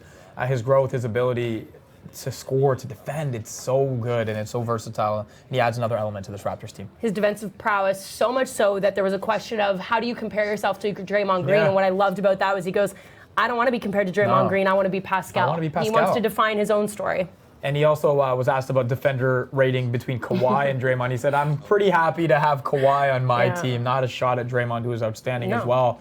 I found it funny, though. People are trying to still get an insight into Kawhi, the person, right? The enigma. The enigma. That was how it was worded. And Pascal's like, look, he's just normal. He's just one of us. He's just one of us. Maybe Kyle Lowry will have some more insights. Here he is right now. First finals for Kalo. He's sitting at the podium right now. Left-hand side, second row, Marcus. It's the most work I've ever seen you do right there. That's funny. Kyle, Marcus Thompson with The Athletic. You've played with Draymond, Team USA. You've played against him for years. Mm-hmm. And you two kind of have a similar disposition as far as like toughness and grind. When you just look at Draymond's career, what do you appreciate about what he's become, and what similarities kind of do you see in yourself? The work that he's put in. Coming into the league, people who said he was undersized this or not, good at that. But he was worked at it. They said he was out of shape, and he got in shape. He got his body right. He improved his jump shooting, improved his conditioning. He always had the toughness, because coming from where he's from, you got to be tough. But for him, I just to respect that how much work you actually got to put in to be a good NBA player, all defensive type player, a defensive player of the year, a champion. He's put the work in, and that's the thing about him is he's put all that work in. Same area. I'm sorry. Kyle Paulintunas, ESPN Brazil. In past playoff performances, past playoffs, sometimes you've been criticized about your play in the playoffs. Getting to the finals, do you feel like there's a little bit of vindication for you there? No. For me, it's all about winning. And, when you get to the point where you made it to the finals, you won, but, you still got more to do. So getting here doesn't, do anything but getting here. We still want to try to win this. Did anything change for you, confidence-wise, or this year in the playoffs? No, I've been the same. As long as we win games, I can not score at all. If we win, I don't care. As long as we win games. Left side, on the row back, fifth row, Josh. Josh Lewenberg, TSN. Kyle, Masai was speaking earlier about the conversation that you guys had just before the trade deadline, how important that was just in terms of clearing the air. What did that conversation mean to you? Just kind of getting on the same page, understanding that what he wanted from me and what he expected from me, and just kind of being on the same page. It wasn't anything negative. It was just let's get on the same page so we can make this run. Because he believes in what we could do as a team. So that was the biggest thing, just get on the same page. Right side, fifth row. Kyle, you're one of the few guys on the team that played with Alfonso McKinney last year. Mm-hmm. What do you remember about him, and could you have predicted him to have the season, really the postseason that he's had? Unbelievable kid, man. Great guy, always laughing, always joking, but seriously hard worker. Always trying to make sure he gets better, making sure he can do whatever he takes to get better. And I couldn't predict it, but I know how hard he would play. I knew how athletic he would be, and he has the mindset to just go out there and do whatever it takes to win. So, I'm happy for him. Any particular moment, instance that you can remember of him that sticks out? Nah, not really. One row behind on the right side, Tim. Kyle, Tim Reynolds with the Associated Press. I'm curious if you'll indulge and just go way, way back. What are some of the lessons that Jay taught you back at Nova about leadership, quarterbacking, all those things that still hold true for you today, that you still sort of apply today? I think the one thing Jay is always we never talked about basketball. We talked about life and being a legit person. Always just, making sure that you're just up front. You take everything on the chin. You be legit. If you make a mistake, apologize. Kind of just, accept everything. Accept everything as a man and bounce back from it. If anything negative, just bounce back, take it, and keep going. And I think those are things that, stick with me today. I'd never shy from anything. I never shy from negative criticism, constructive criticism. I take it all. I understand it, learn from it, digest it, and move on. Second row on the right to Greg. Kyle, Mark Schwartz, ESPN. Draymond recently called himself the best defender of all time. Wondering what you think of that, and where Kawhi ranks on that list, and why. I think he's one of the best defenders at his position. I think Draymond's got a Defensive Player of the Year, so that's important. I think Kawhi's definitely up there for sure. How would you compare them, and what makes them each so great on defense? Just their anticipation. I think the anticipation they have, the physicality that they bring. I think just the toughness that they bring on both ends. They both have long arms, big hands, understanding where they need to be on the floor and how to help teammates. And then on the ball, the relentless pressure. Two more questions. Fifth row on the right. Dan Feldman, NBC Sports. You've been through a lot in your career. You've accomplished a lot in your career before making it to the finals. How did all of that prepare you for this? Just through my life in general, coming from where I'm coming from. This is basketball. No pressure, just basketball. There was a point in your career where you're trying to solidify yourself as a starter, as a star. Do you feel like it's a different approach? Obviously, you always wanted to win, but do you feel like there's a different approach you can take now toward winning, that you've established yourself? I've always just wanted to win. Different approach. My approach was always to play hard and do everything as hard as I possibly can to whatever it takes to win games. And that was the most important thing that I've always done, is just do whatever it takes to win games. Final question, left side in the back to Greg. Kyle, you seem to be developing a really good chemistry with Kawhi on the court. Can you talk about off the court? Have you developed a relationship there as well, and what that relationship is like? What is he like away from the court? Me and him, we're together a lot. As a team, we're always together. Me and him have developed a relationship off the floor. He's a great guy. He's just a regular guy, just like everyone. He's just a regular guy like everybody, everybody else. He's not this, he's not that. He's just a regular, cool dude. He's a fun guy. He's a fun guy. Thank you, Kyle. All right. Thank you for doing some work today. You're welcome. Putting in work, Kyle. Does Kyle not know how busy everyone's going to be starting, today, basically? It's the best. The best kind of busy, though, phase. Of course it is. Yeah. This is the best. The Raptors, of course, in the NBA Finals, thus having Finals Media Day. They've wrapped up their formal portion of the Media Day right now. Not to say we have, of course. We're going to be here through the Warriors' duration as well. We also are going to be hearing from other players that met up with our Donovan Bennett and other media members earlier as well. We'll take you to that in just a few minutes. I found it interesting again.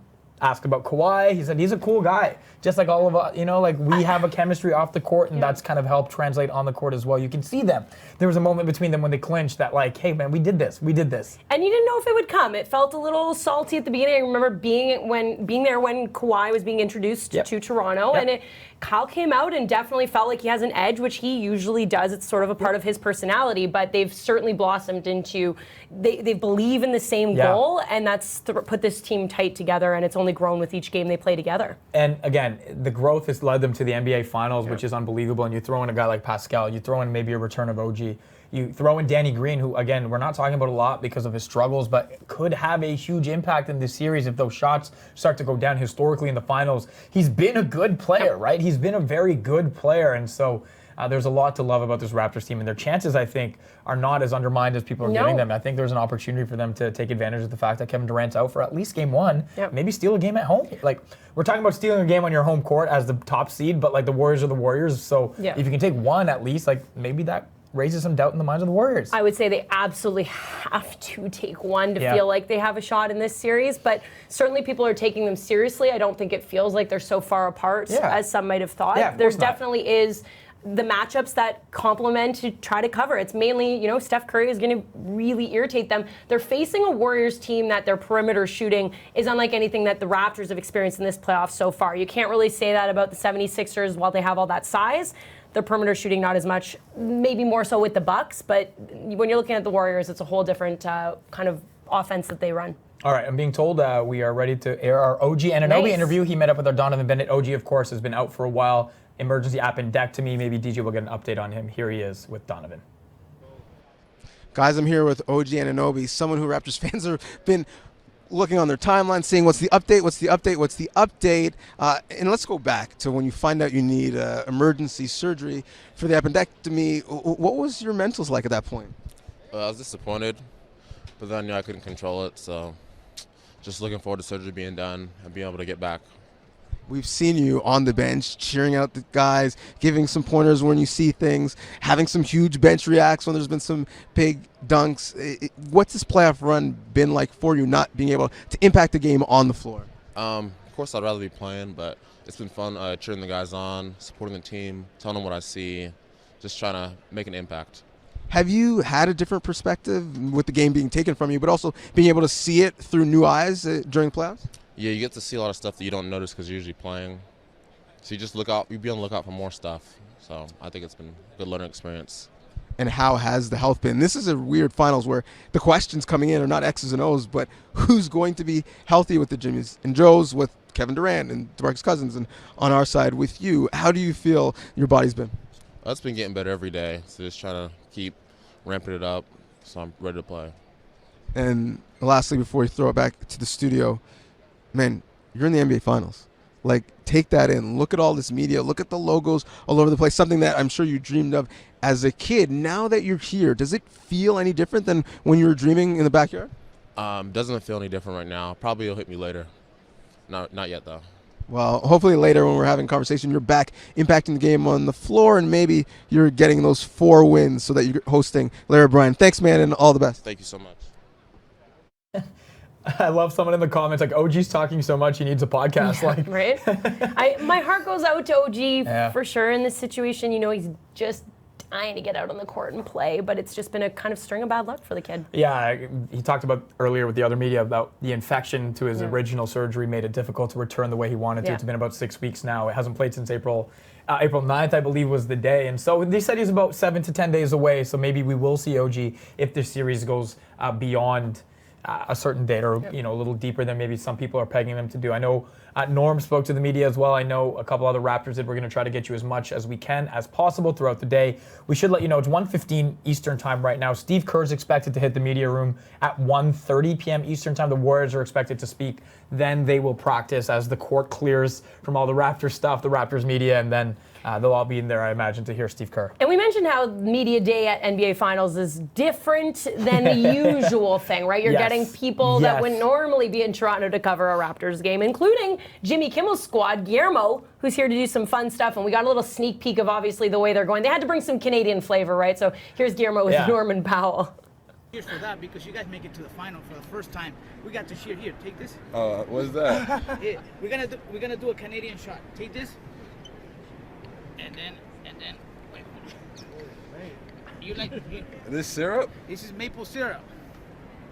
Only a little bit. Not too much sugar. There we go. Just a little bit. Only a little bit. Me too. I'm watching my calories too. There we go. I'll take it. All right. Cheers. I'll take a little bit. Oh, Canada. Oh, Canada. And good luck in the final. How did that taste? Yeah. Maple. Mapley. Tasted mapley. I saw online as well, Guillermo asked OG Anunoby to take it. OG in very OG fashion, I'm allergic. Yeah, but he offered up okay. an O Canada as a means to, compensate for not being able to take the shot. That's funny though, not too much sugar. These players have a game tomorrow. Guillermo, please don't mess with our Raptors right now. Blood we need sugar them, levels. We need them to be Alex at their McKechnie peak. will not want to know that you've been giving them pure sugar pregame. I want to know, as he's going through the security, they're like, you got maple What syrup? is He's like, this? yeah, it's for a thing I'm doing, and that's kind of it. I guess they know that Guillermo is here. Guillermo's in Toronto for Raptors meet. So cool. Come on, it's all surreal. It's all pretty big. It's all amazing. All right, another fun part of this subplot for Raptors fans It's a big part. has been Drake. Yeah. And his presence. And we know Steve Kerr talked about it a couple days ago. I'm sure they're going to be asked about it today. Steph Curry talked about it as well. Well, one of the Raptors, again, Norm Powell, post syrup shot, I guess, was asked about it as well. Here's what he has to say about Drake's antics on the sideline. Yeah, I like having Drake on the sideline. He's a great supporter, and it's kind of funny how much his love and passion for the game and for the team really affecting the opponents, and having opposing coaches come out and talk about what he's doing and how he shouldn't be allowed to do all that. You can see that it's probably bothering him a little bit, but he's staying within the rules, so I don't see a problem with it. But I love what he's doing. What's the line between enough and too much when it comes to heckling? Is it a fine line, or? No, I mean, I don't think there's a fine line. I mean, as long as you're not being disrespectful or demeaning to anybody, it doesn't really matter. Say what you want, just don't disrespect or demean anybody. And he's not demeaning or disrespecting anybody in any way. Look, I know Drake's not demeaning anybody. He's being hella disrespectful in a way, to an extent, right? To the limit, of course, in his saltiness and his unruliness. I know we have some Drake visuals from these playoffs as well. We can show you some of them. He knows the cameras are there. He knows what this means for the city. We saw him basically do a media scrum after they won Game 5 in Milwaukee. He cares, Danielle. He cares. Shout out to my girl Lindsay Dunn at City News, who jumped right into that action and went viral because of it. Viral clout. And I need you to know that Lindsay is not much of a Drake fan, so go figure her big viral moment was because of the Six God. But I love all the energy he brings. What more could you ask for? And there was a lot of heat on him about giving that little massage to Nick Nurse during the game. This is my thought, Faisal. Correct me if I'm totally off on this.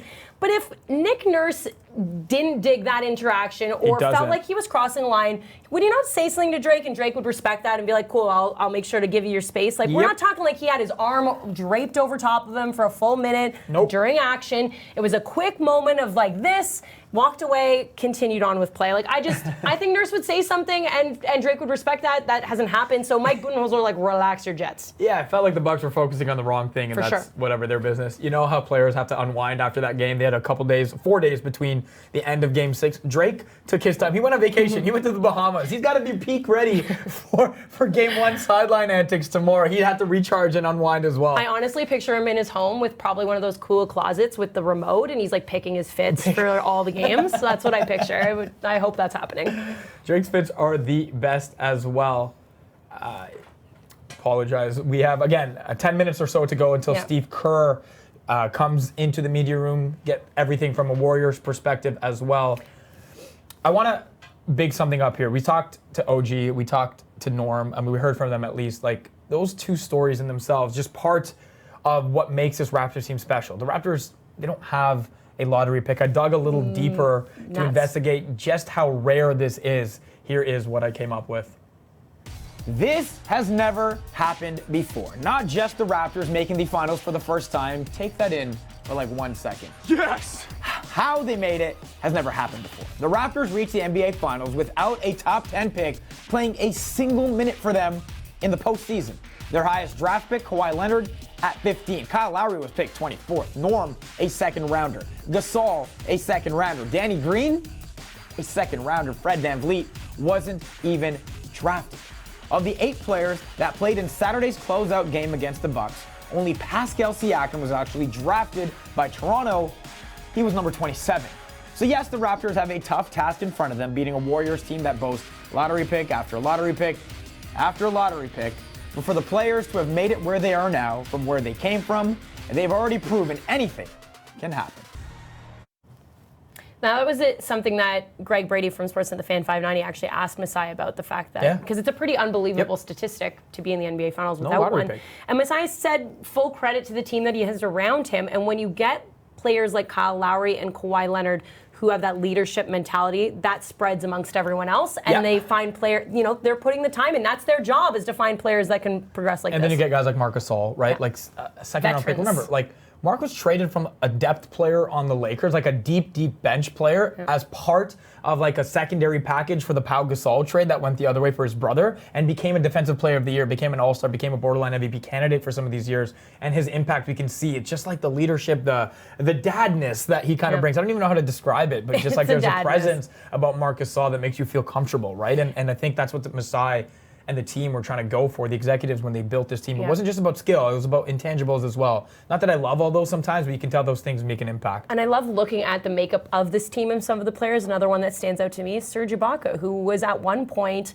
on the verge of trying to beat the Warriors with the Thunder. God, with the Thunder and now, so many years ago now. Right? And now really appreciates how hard it is to get to this stage and has another opportunity to try and win a title. And those don't come very often. And actually, Serge mentioned both his father and his daughter will be in Toronto for game one. Father didn't get to watch him ever. And his daughter was too young in that first finals experience, so it's a cool family moment. And those are the things I think it's going to help players get up a little bit more. Like, maybe they don't understand it now. We heard OG, and maybe that's not the best example because he's usually tepid. He's a little bit underwhelming in terms of his expression, not his thought. But like, when they step on the court tomorrow and they realize, this is the NBA Finals game 1 that we are playing in, it's gonna be a pretty cool damn moment. No better example than Fred VanVleet, who has a child and suddenly becomes an absolute gauntlet. Just the best player in the world. You know his fade's going to be super tight for tomorrow as well. Norm was looking fresh. Everybody knows. Everybody knows they got to be game ready. You did that stat pack, and I still can't get over the 82% from 3 in the last 3 games. The best 3-point shooting percentage over 3 playoff games,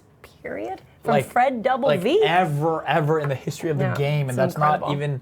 Like, there's so many historical stats we could have done pieces on, this week, and we probably will touch on them at some point through the next playoff run if the Raptors continue to make it deep. But Kawhi's run has been historic. What Kyle's been doing has been amazing. Defensively, what Marc Gasol's been doing has been amazing. Like, there's so many pieces of this team that have stepped up at the right point, which begs and raises the following question, Danielle. And we know the players have said this. They're not satisfied with just being there. I know it's a moment, and part of me... nice catch. Part of me is, and I'm not a player, satisfied with them making it to this thing that I've never got to see in my lifetime, but they genuinely believe they could win for a reason.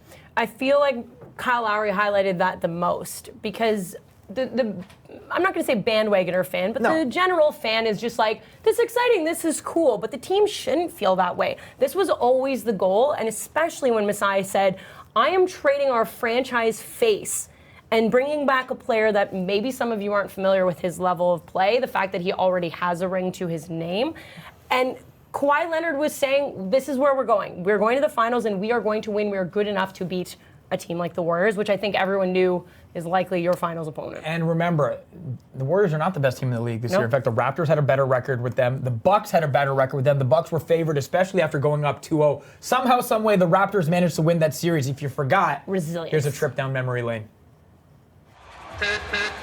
Welcome everyone to Milwaukee. They expected to be here. Game 1, Eastern Conference Finals. Siakam got the set and stops the vicious slam. What a start here by Nick Nurse and the Raptors. Giannis. Oh, what a move. The Bucks charging back. Lopez for 3. The game of his life. Fourth quarter killed us. It sucks when you lose like that. Game 2 of the best of 7. Pressure is on the Raptors. 94% of the time, you go up 2-0, you win this series. I think it's going to be a beatdown. It's going to be a beatdown. Kumbo all the way. Finds the open man.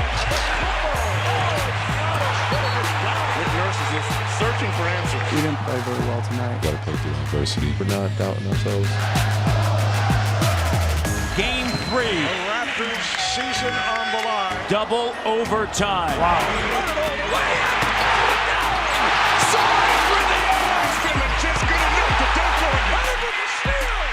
Somehow Kawhi Leonard, although Klay Thompson has been off the chart. Now just go out there and play. Sheer determination back in the series.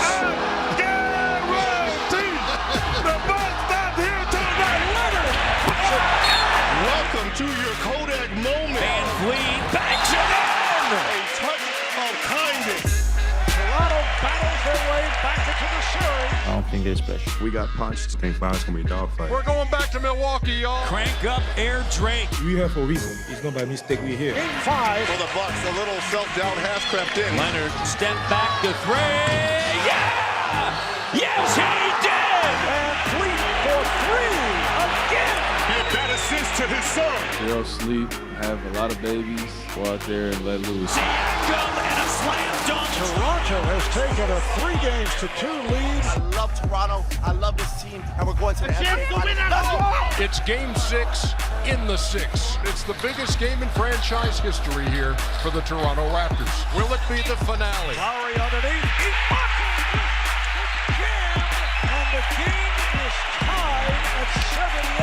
Lowry with the steal against Leonard. He struck a facial by Kawhi Leonard over Giannis Antetokounmpo. 24 seasons in the making. The Toronto Raptors are headed to their first NBA Finals. Enjoy the moment. It's real.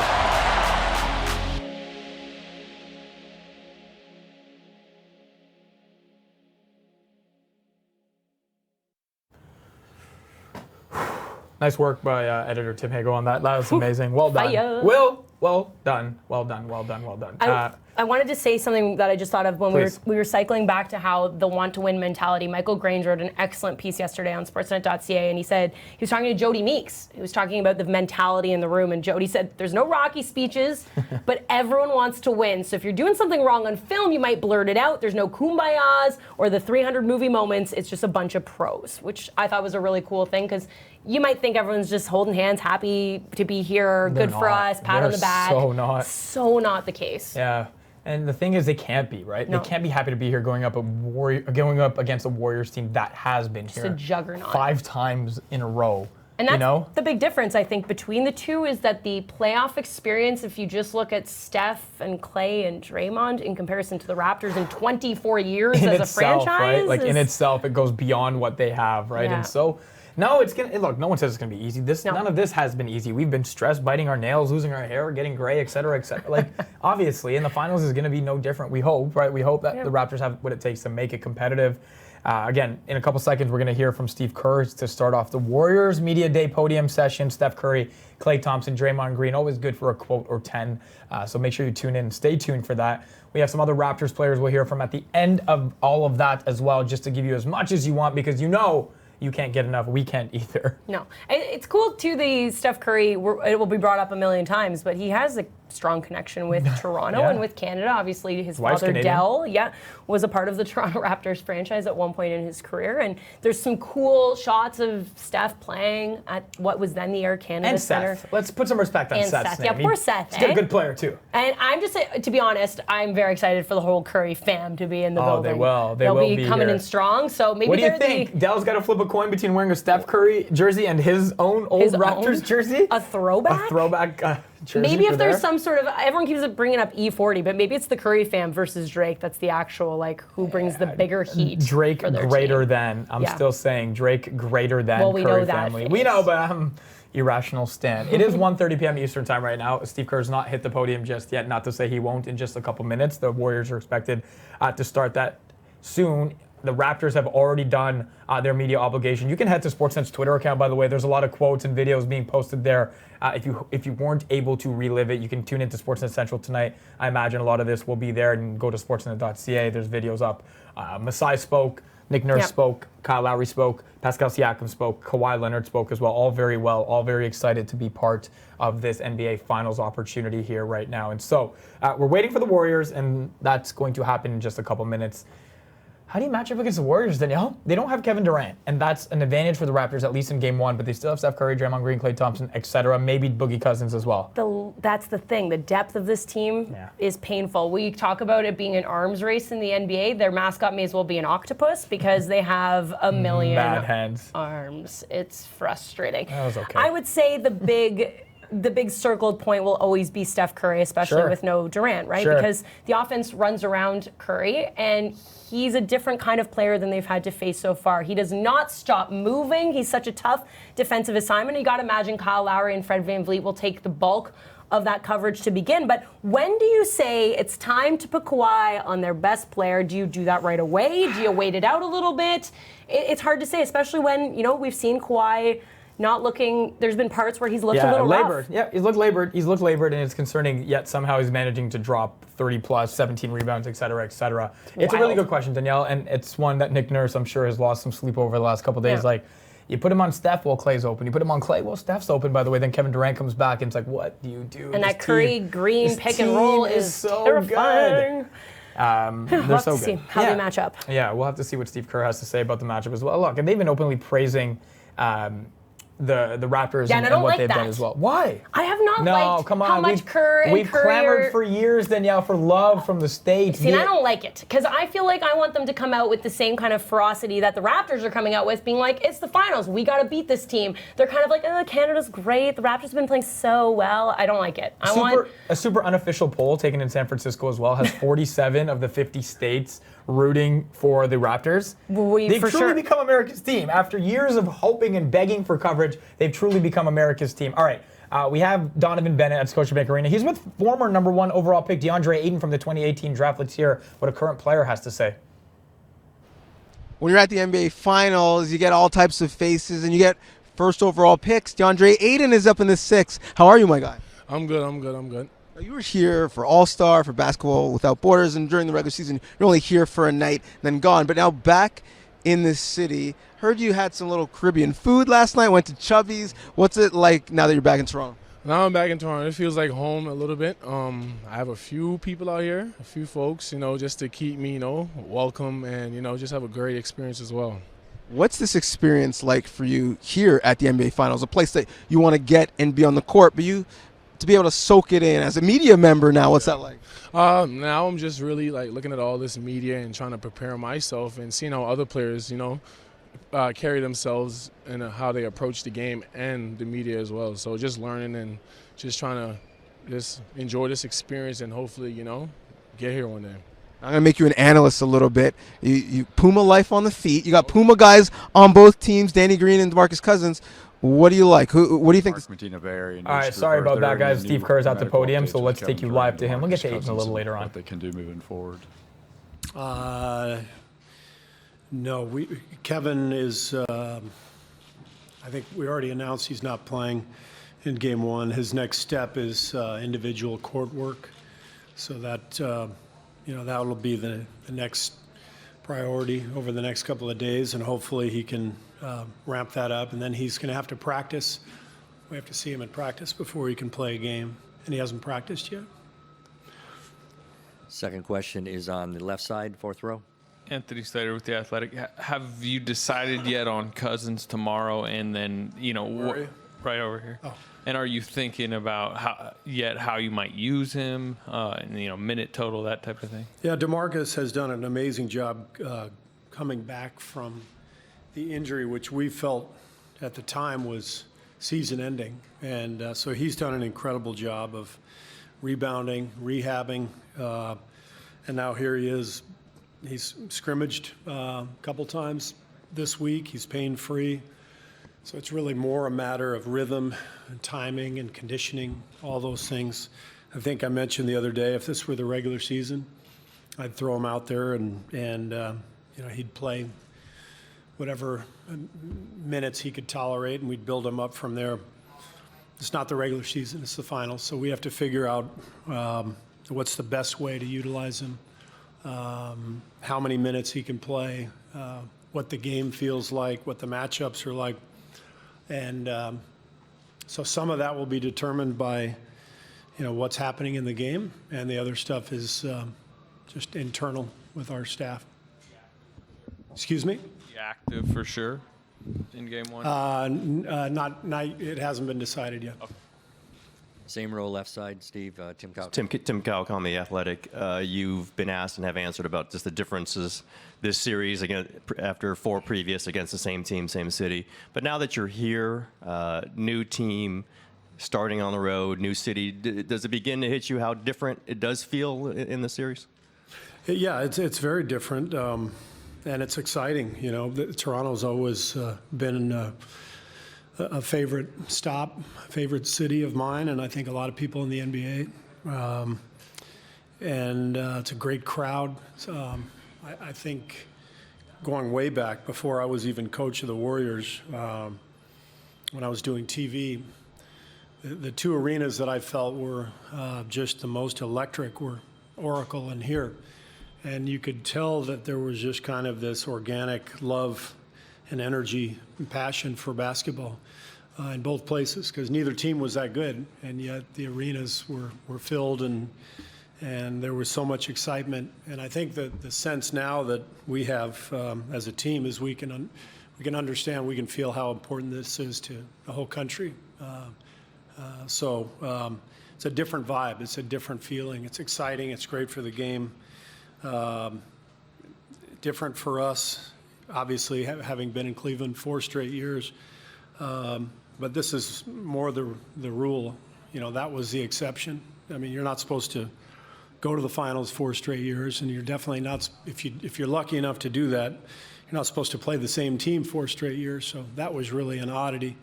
This is more what the finals normally feel like, where you're going against a team you frankly don't know that well, and that you haven't seen that often over the previous few years. 4th row on the right side, 4th row. Eric. Hey, Steve. Eric Corrine, The Athletic. I know it's a few years back. What do you remember about how Kawhi Leonard was performing in that game 1 before he injured himself against you guys? And how is he, based on the video you've seen, how has he grown as somebody you have to, game plan to slow down since then? Well, that was, I believe, 2017. He was having a great game. The Spurs were kicking our butts. They were up 23 points. So they were having their way with us. But in terms of how Kawhi has grown, I don't know, he was finals MVP in 2014. So 5 years later, he's probably a little bit older and wiser. He's definitely older. I think he's wiser. I think he's seen more. And, as you get older in your career, you especially as a great player like he is, you see more and more coverages. You see how different people play you. So he's probably a little more rounded as a player, more aware of how teams are trying to play him. But no matter how you slice it, he's been a superstar in this league, one of the top few players in the game for 5-6 years now.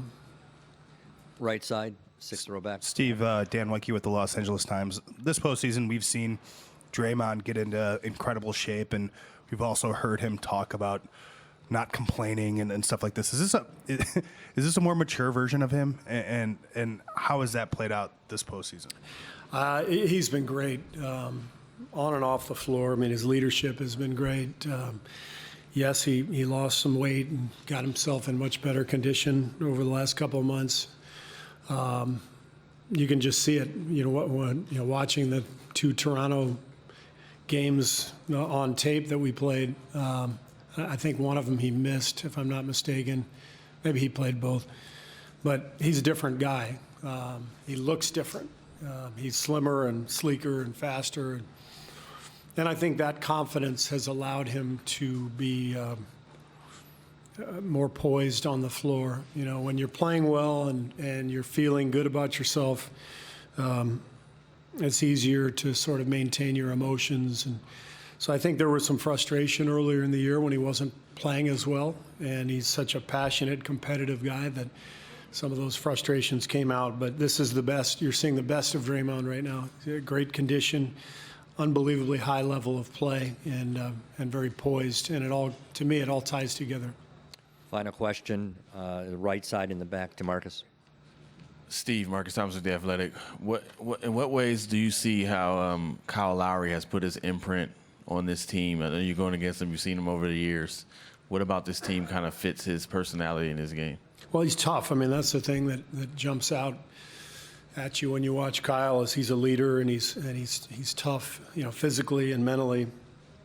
And I think he's in a perfect role where he can lead without having to be the best player.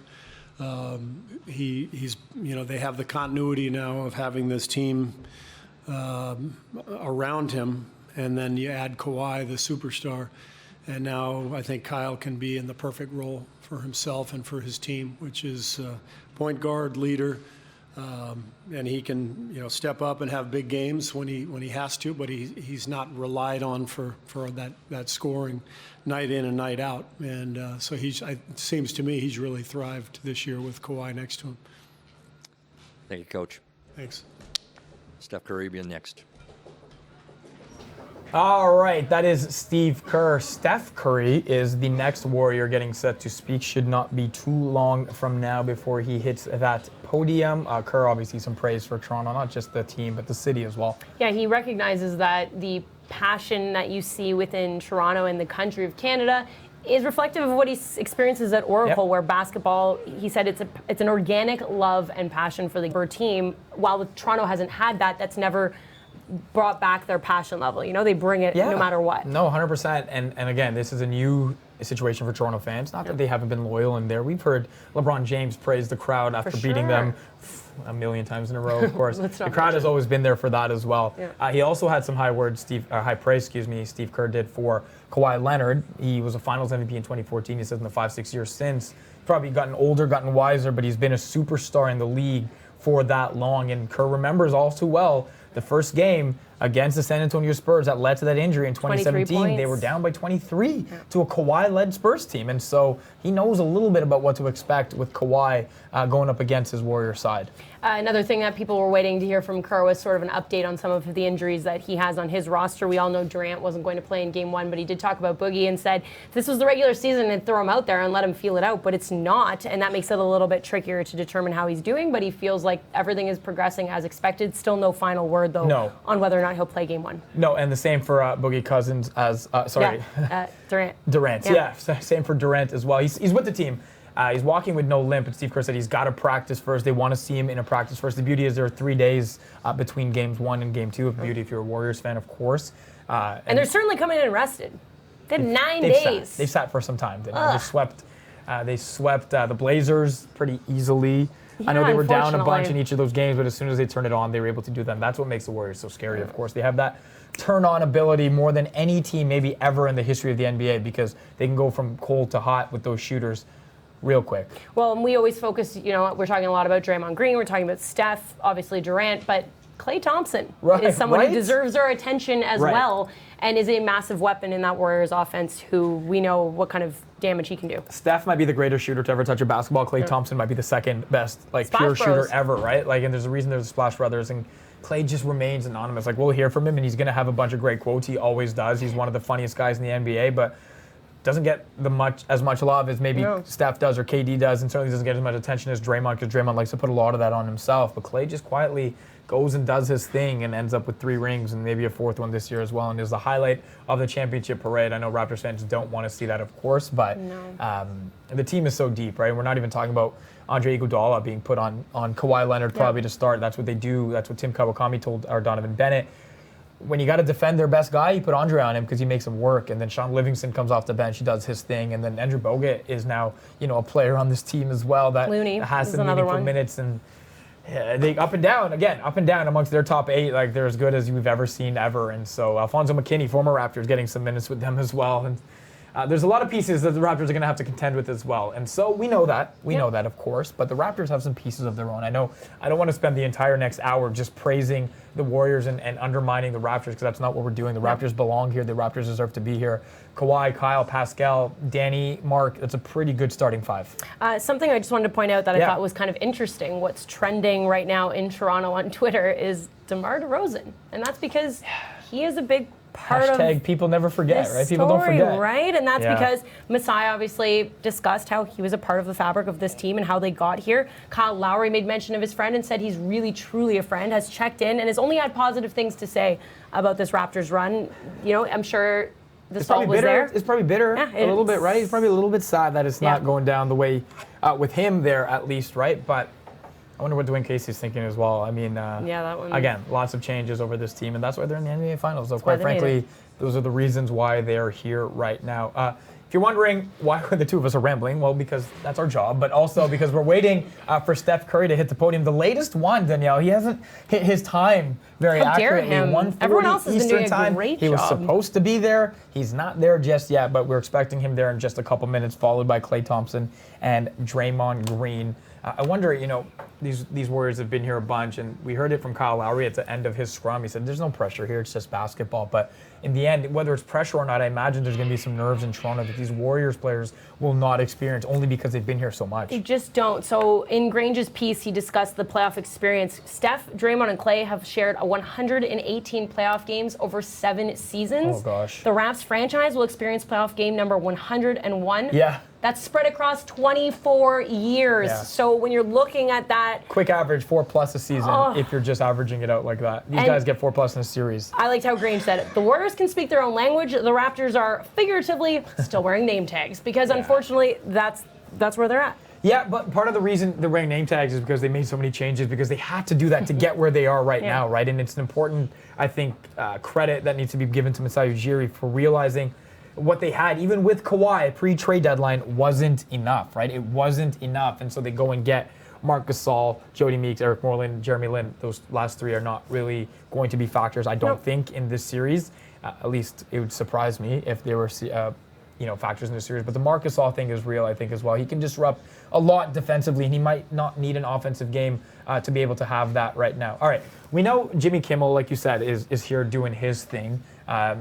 Jimmy's guy is Guillermo, who comes to these things and makes a mockery of all of it, which is great. Well, no mocking our Donovan Bennett, who caught up with Guillermo, who had this to say. I'm at the NBA Finals. I'm here at Media Day, which means I'm with Guillermo. This is really your day, let's be honest. Yeah, you know what? This is what I like. You know, talk to players, make fun, and do a lot of funny things. You know. The funniest Raptor I would say is Kyle Lowry. Have you got any good stuff from him? Kyle Lowry, I talked to him and I gave him a shirt about my new team. You know, there's no Mexican team in the NBA, so we're making a team. It's called La Tijuana Piranhas. Okay, and how are they going to do? I hope they do good. He wants to play. He wants to play with the team. He's been pretty good for Canada's team, so I think it'll be good for Mexico's team. That's what he told me, yeah. You can't steal Kyle Lowry. Guillermo, get out of here. I find it funny. He was asking Alfonso McKinney right now. He's like, what are you going to miss most about Kevin Durant? And Alfonso's like, I see him every day. And Guillermo's like, no, next year when he's in New York, right? And he's like, he's being unruly on this media day with his Warriors that have game one tomorrow right now. And so it's amazing. He just doesn't care. I know Buggy Cousins is speaking to the media right now as well. And I'm seeing some of those quotes come in. He sounds like a guy who's convinced he's going to play in game one. He sounds like a guy that's, at least for a little bit, is going to be ready to go for a hot second. And so that's another interesting wrinkle. I think, in a way, Danielle, that kind of helps Toronto as well. Defensively, he's been bad. He's been bad for the Warriors. Offensively, we know what he can do. We know he can grab rebounds. But man, oh man, the mobility is just not all the way there yet with DeMarcus. And I think the Raptors, if he does play, will have to find ways to expose that. I don't know how much stock you can put into the thought, too, that because he hasn't been a part of the last how long, that it will take a bit of time to get reaccustomed to having him on the court. I just don't know if that's really something with the Warriors that comes into play, but it will be an adjustment of some sort if they are able to get him back into the rotation. You were talking about players that we don't think we'll really see. A player that I hope steps up and would be a critical part to making a difference in this series would definitely be Danny Green. We watched him in warm-up, How many did he hit? 8, 9 I think I saw 9 in a row. I think it's a 9 in a row. And that's after dodging Pascal Siakam's ball that kind of almost hit him in the head, as if Danny hasn't been through enough, right? Of course. And while it's good to see that, we're putting pressure on him to play better, but you don't think he is? He's openly talked about the fact he's aware. Oh, he knows. His shooting has been ice cold. He knows. And it'll come. I'm not too worried about him, but he would maybe be a major X factor if he could be. All right. Steph. We've said enough words right now. It's time to hear from Michael Grange from little Sportsnet. Canadian man, Steph Curry at the podium. There's our Michael Grange getting set to ask him a question. Welcome. About what point did you guys really start noticing that Toronto could be a team you'd end up crossing over against, number one? And was it as far back as last summer? And number one, how kind of refreshing maybe is that, if that's a word, for you to have an opportunity to be in a finals that doesn't involve Cleveland? I mean, probably the last 4 years, honestly. They've been knocking on the door. You always, keeping up with what's going on in the other conference, through every playoff run and chase. And obviously this year was the year they got over the hump. So realistically speaking, it was 10 days ago or 5 days ago when they, won Game 6 that you kind of lock in on what that experience is going to be like.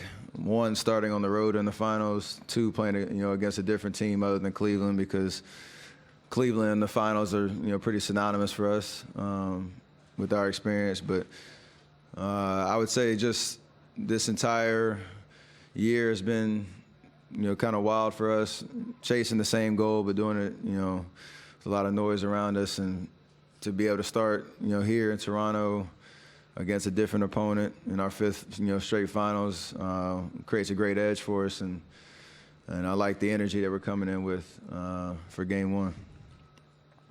Miriam Medaya from CBC Radio Canada.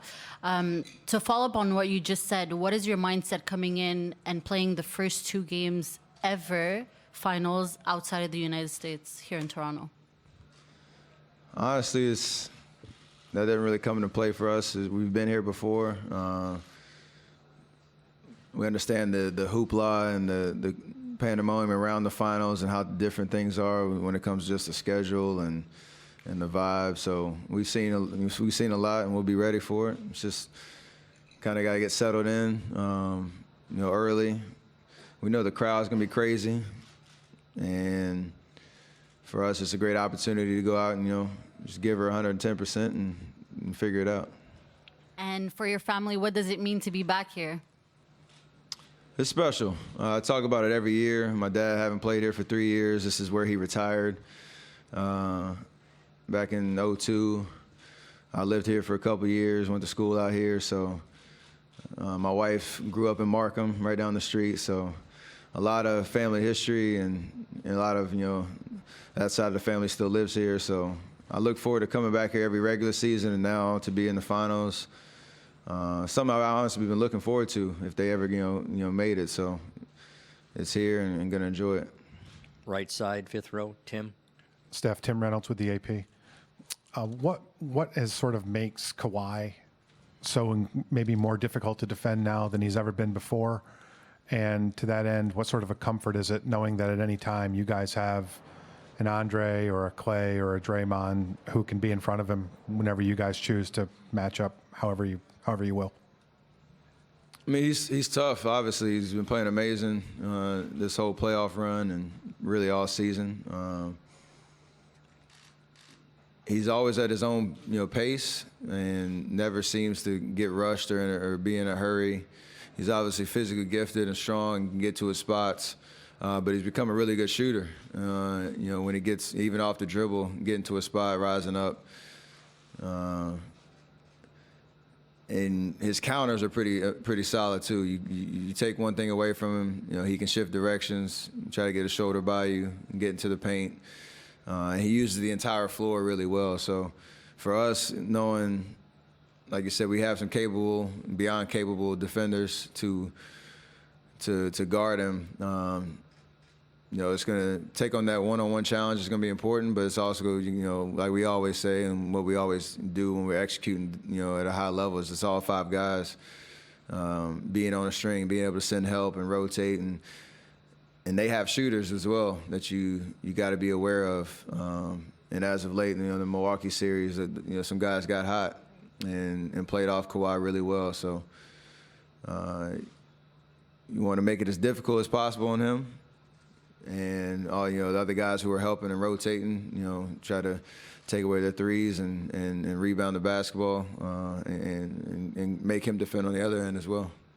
Left side, fourth row, Kareth. Hi, Steph. Jeremy Lin shared his favorite memory of you. It was from back in the day. You guys were teammates. The Warriors were struggling at that time. You had gone through some injuries, and then before game 82, he said you rolled your ankle. So he joked he was expecting to start that game, but no, you came out to play. So a couple questions off that. Do you remember that, playing in that game 82? Do you have a favorite moment with Jeremy? And then what is the bond that forms between young players on a struggling team, and how does that carry forward? I vaguely remember that. When you say ankle rolls, I have to go through the whole Rolodex of 50 different times, so it's hard to pick out one. But I do remember him in the years that we played against him, or with him in Toronto. I mean, I'm all over the place. When we played against or played with him in the Bay, and so when he was there, my impressions of him is just how hard he worked and on a daily in practice.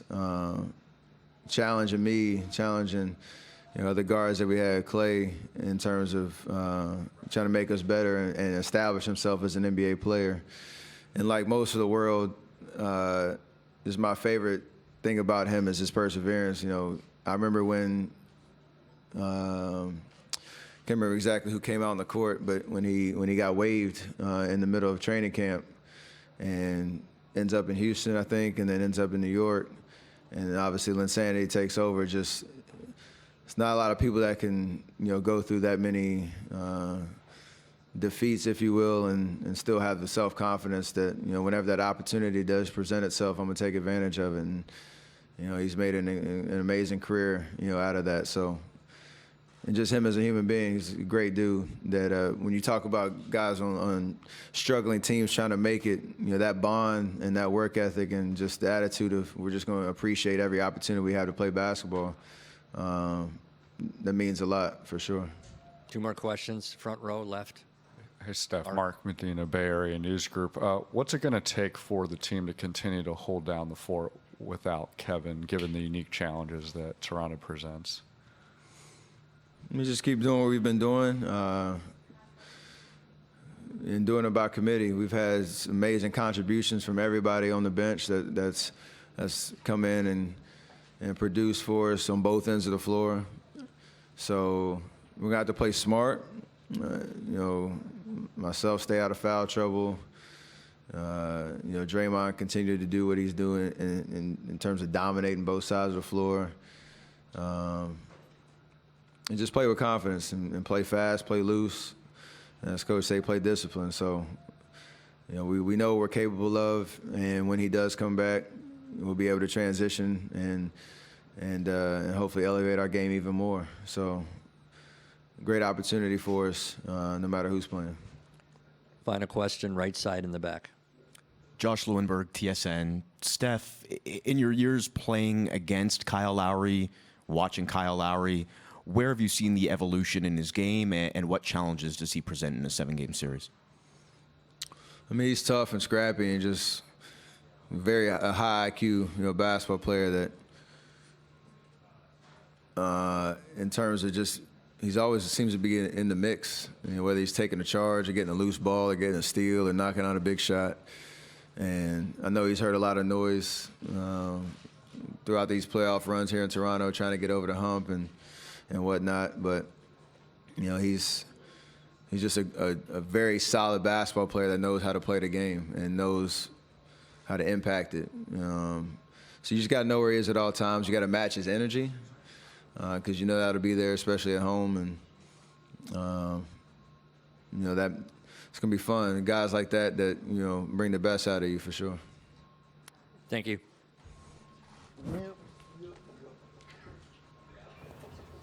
All right, that is Steph Curry, still without the Finals MVP trophy to go with his unbelievable resume, of course. 3-time NBA champ, 2-time MVP, multiple-time All-Star. He knows what this is all about, Danielle. He seems ready. He seems confident. He doesn't seem fazed by the moment, Always as we cool expect. as a cucumber, right? And he's shouting out Markham in between as well. Boom, love that. Good for you, Markham. Got a little shout-out today from Steph. One of the questions was, how do you defend the four without Kawhi, or without Kevin, sorry. And I'm going to hold this thought because... Look at that. Look who's arrived on time. If it isn't Klay Thompson, let's get you back to the podium. Right side, second row. Go ahead, Mark. Klay, Mark Schwartz, ESPN. Draymond said a few days ago that he is the best defender ever. Wondering if you could react to that kind of claim and talk about another defender and his abilities, Kawhi Leonard, in this series.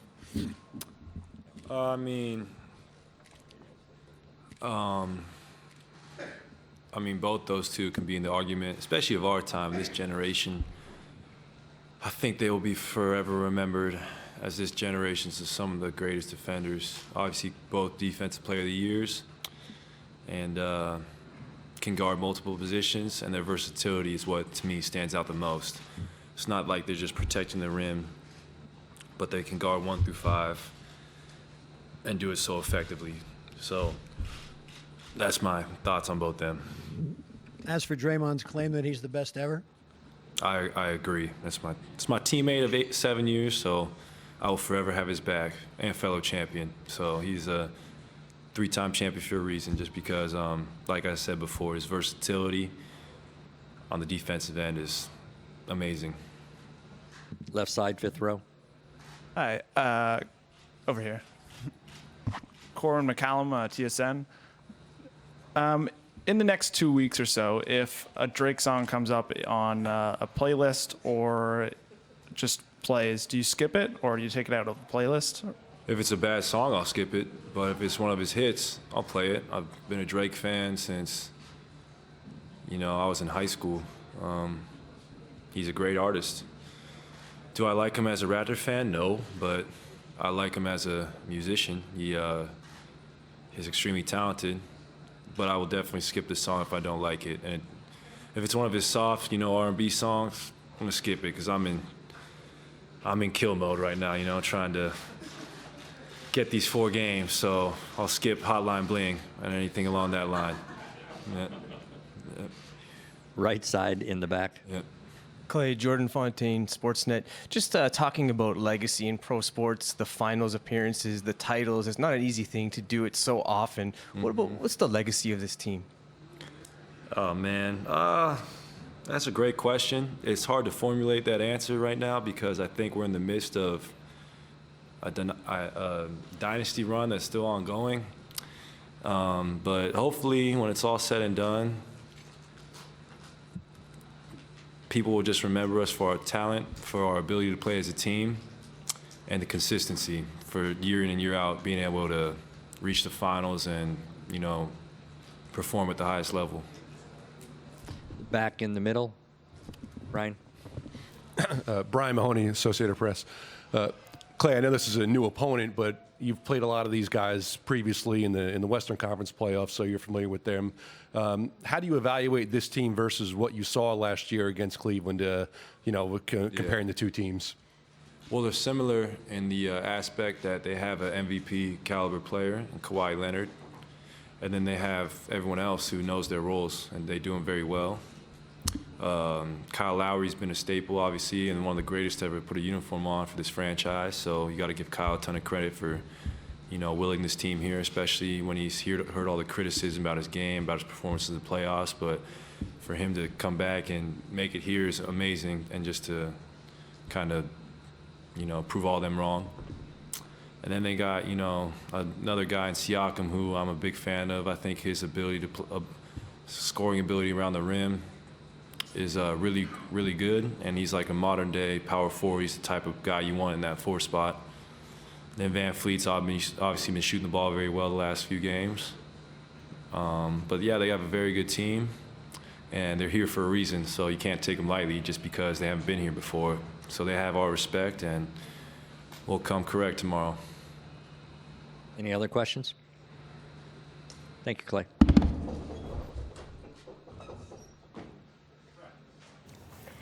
shortly. Drizzy. Are you done Mostly eating? Talk about. Am I done eating? Yeah. We're You just- talk for a second. I'm just gonna We're watch just this trying down. to like get in some sustenance in between, at the podium. So better? Yeah, I feel better now. Thank you. Okay, good. I love me some Klay Thompson. That He's was the best, right? Like so good. Finals Klay is like amongst the best versions of Klay. There's a lot of good Klay Thompsons. The iteration of this version is great. He's asked, we listen to Drake. Well, not the soft R&B stuff. I'm in Skip. kill mode right now. I'm gonna skip Hotline Bling. Yeah, that's not getting I'm it. ready to roll, I like that. I appreciate also the honesty. like that he said the Raptors are here for a reason. You can't take them lightly because they haven't been here before. He recognizes Keep going. they deserve that respect and that the team has all sorts. He gave some love to Kyle Lowry being one of the best in the franchise to ever put on the jersey. But he also said Pascal Siakam, one of his favorite players, the versatility he brings to the court, that he's a modern day power forward. One of the ways he ended that with regards to the Raptors, they have our respect, will come correct tomorrow. Like, that's as big of a sign that the Raptors are not in their heads. That's not what I'm saying. They're a formidable opponent. Like, they're an opponent that's worthy of being there, right? And he was asked even, Draymond, Kawhi, which defender, where do these guys rank? He said they're probably going to go down as the two best defenders of this generation. Did say Draymond was the best of all time because, that's his teammate. He says, that's my guy, 3-time champion, 8-year teammate. I'm going to have his back. And again, Draymond is coming up. So you thought Klay quotes were good. Just wait for the Draymond quotes that are going to come in a couple minutes right now.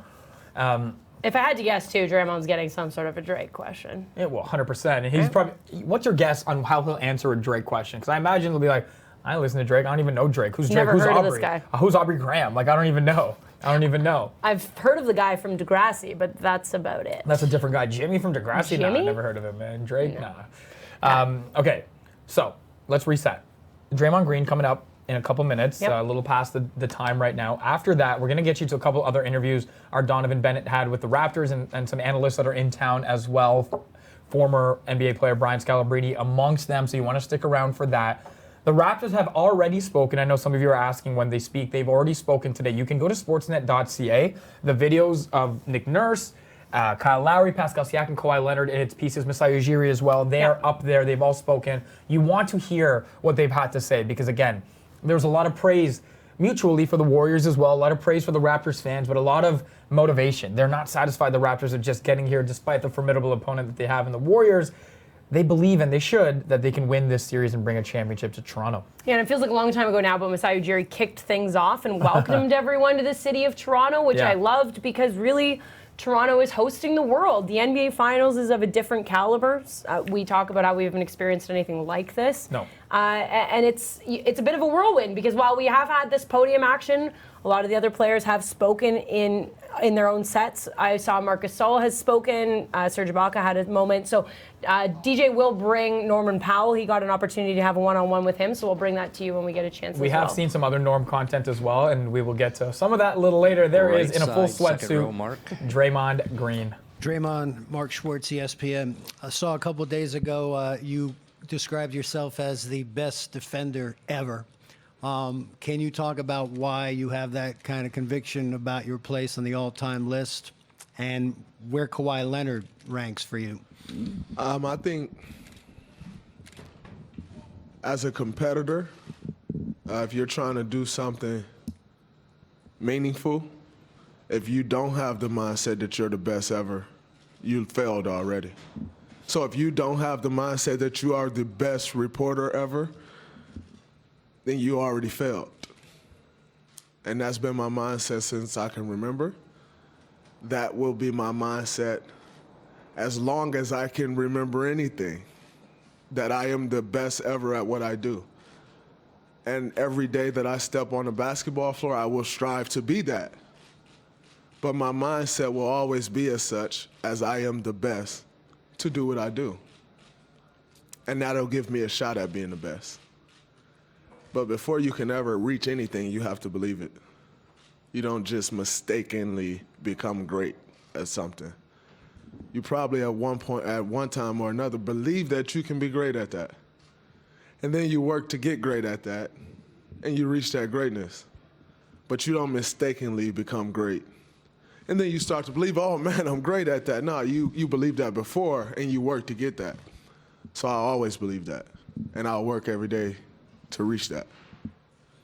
Now, Kawhi has a great nickname based on his defense, Claw. If he has a great nickname. I think he got that nickname because he has some of the largest hands we all have seen. However, his defense is great.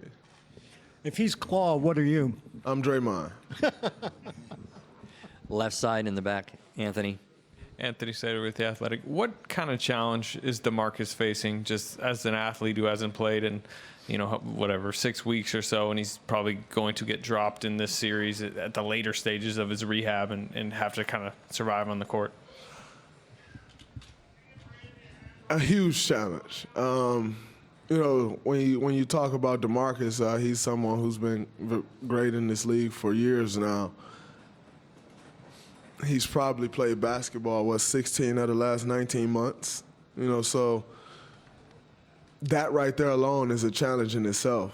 Then you start to talk playoff experience, where you and I both know the intensity level is completely different than a regular season game, and he doesn't have much playoff experience. And then you get dropped in the NBA Finals. It's kind of like some kid who grew up in like the suburbs going to private school, and then one day you just got dropped in the hood and was told to survive. Like, you gotta figure that out. It's very similar to that. Now, in saying that, if you're that kid that dropped in the hood, like, what do you revert to? You just revert to what you know. You do whatever it is that you know, you just try to do that to survive. Well, one thing we do know is DeMarcus is a great basketball player. So at that point, then you just go out there and you do what you're great at. And everything else will fall in line. But I think it's also on us. That kid has a much better chance of surviving if he get with the right group of friends in that neighborhood. It's on us as his teammates to help pull him through, to get whatever we can out of him to help make us a better team and do whatever we can to put him in the best position to be successful.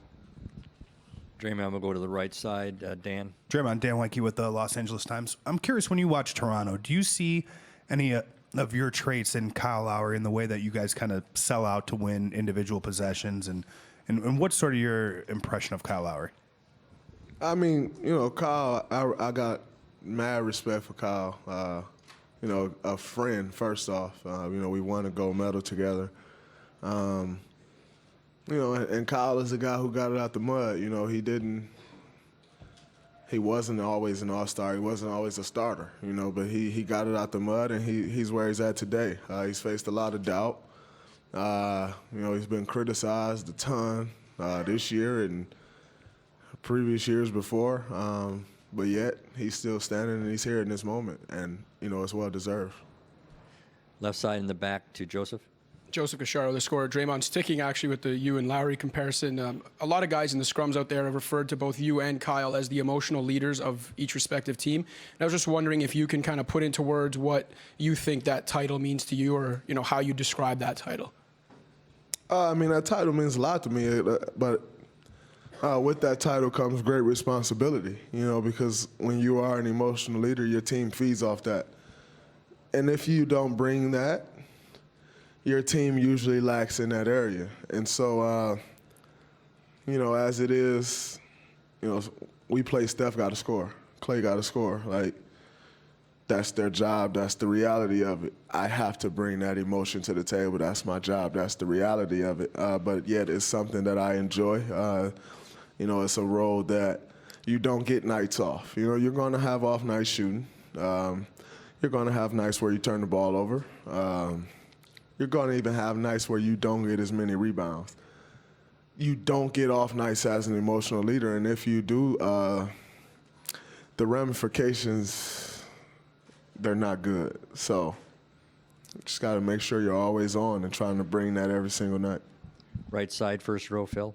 Hey, Draymond. Phil Barber, Santa Rosa Press, Democrat. You guys have had to prepare for a lot of great individual players in the playoffs over the last few years.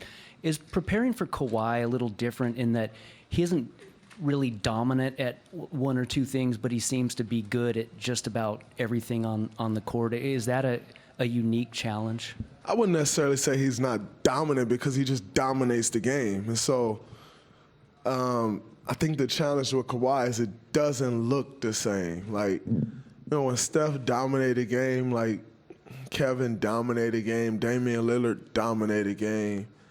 LeBron dominated game. Like, it does not look the same as when Kawhi is dominating the game.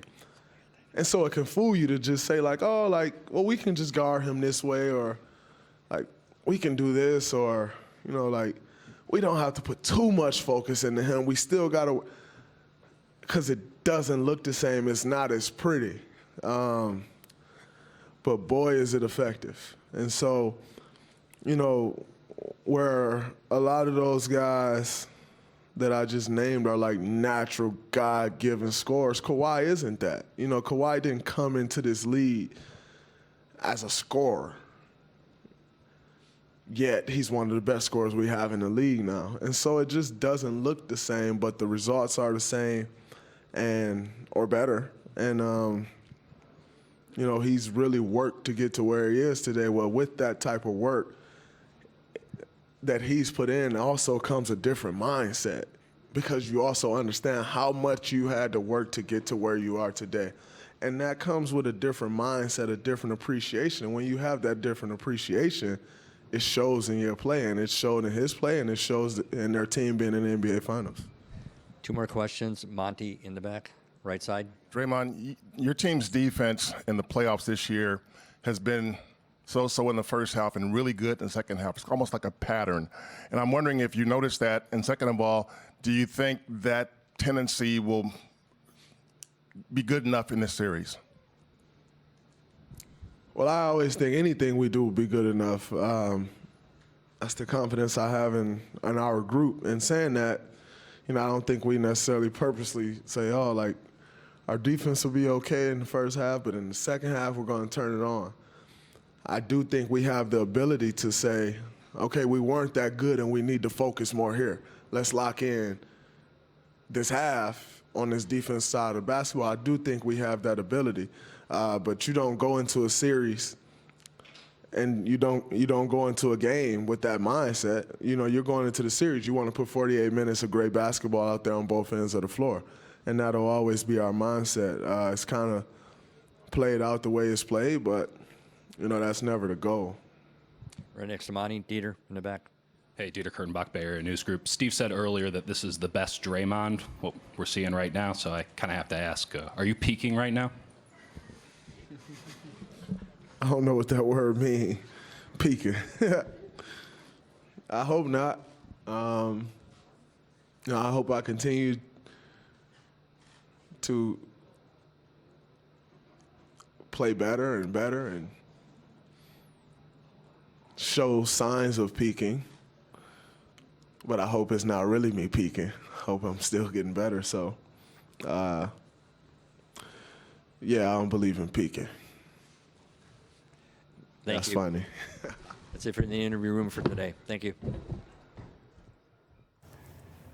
The Warriors are such good quotes, So you know? fun. Like, they make it easy for people to do their jobs or make it hard because there's so much good stuff to kind of ingest, and Draymond's about as good as it gets. You can tell he prepared for that first question. He knew he was going to get, hey, you said you're the best defender ever. And he just went like, Well, you don't become the best defender. Like, he just went into his soliloquy, which is amazing. Yeah, because you can't drop that kind of major statement without backing it up. And he did it in a way that I actually thought was more eloquent than I was expecting, which is that if you don't have that mindset, you'll never reach that level. Calling out all the reporters as well. If you don't go in thinking you're the best reporter ever, you've already failed. So You got it. I like that. Good life advice there from Draymond Green going forward. Our coverage not done just yet. We heard from a lot of the players of the Raptors earlier today. We saw Norm Powell take a maple syrup shot. We heard him talk about Drake. Well, he also caught up with our Donovan Bennett. Here's what he had to say.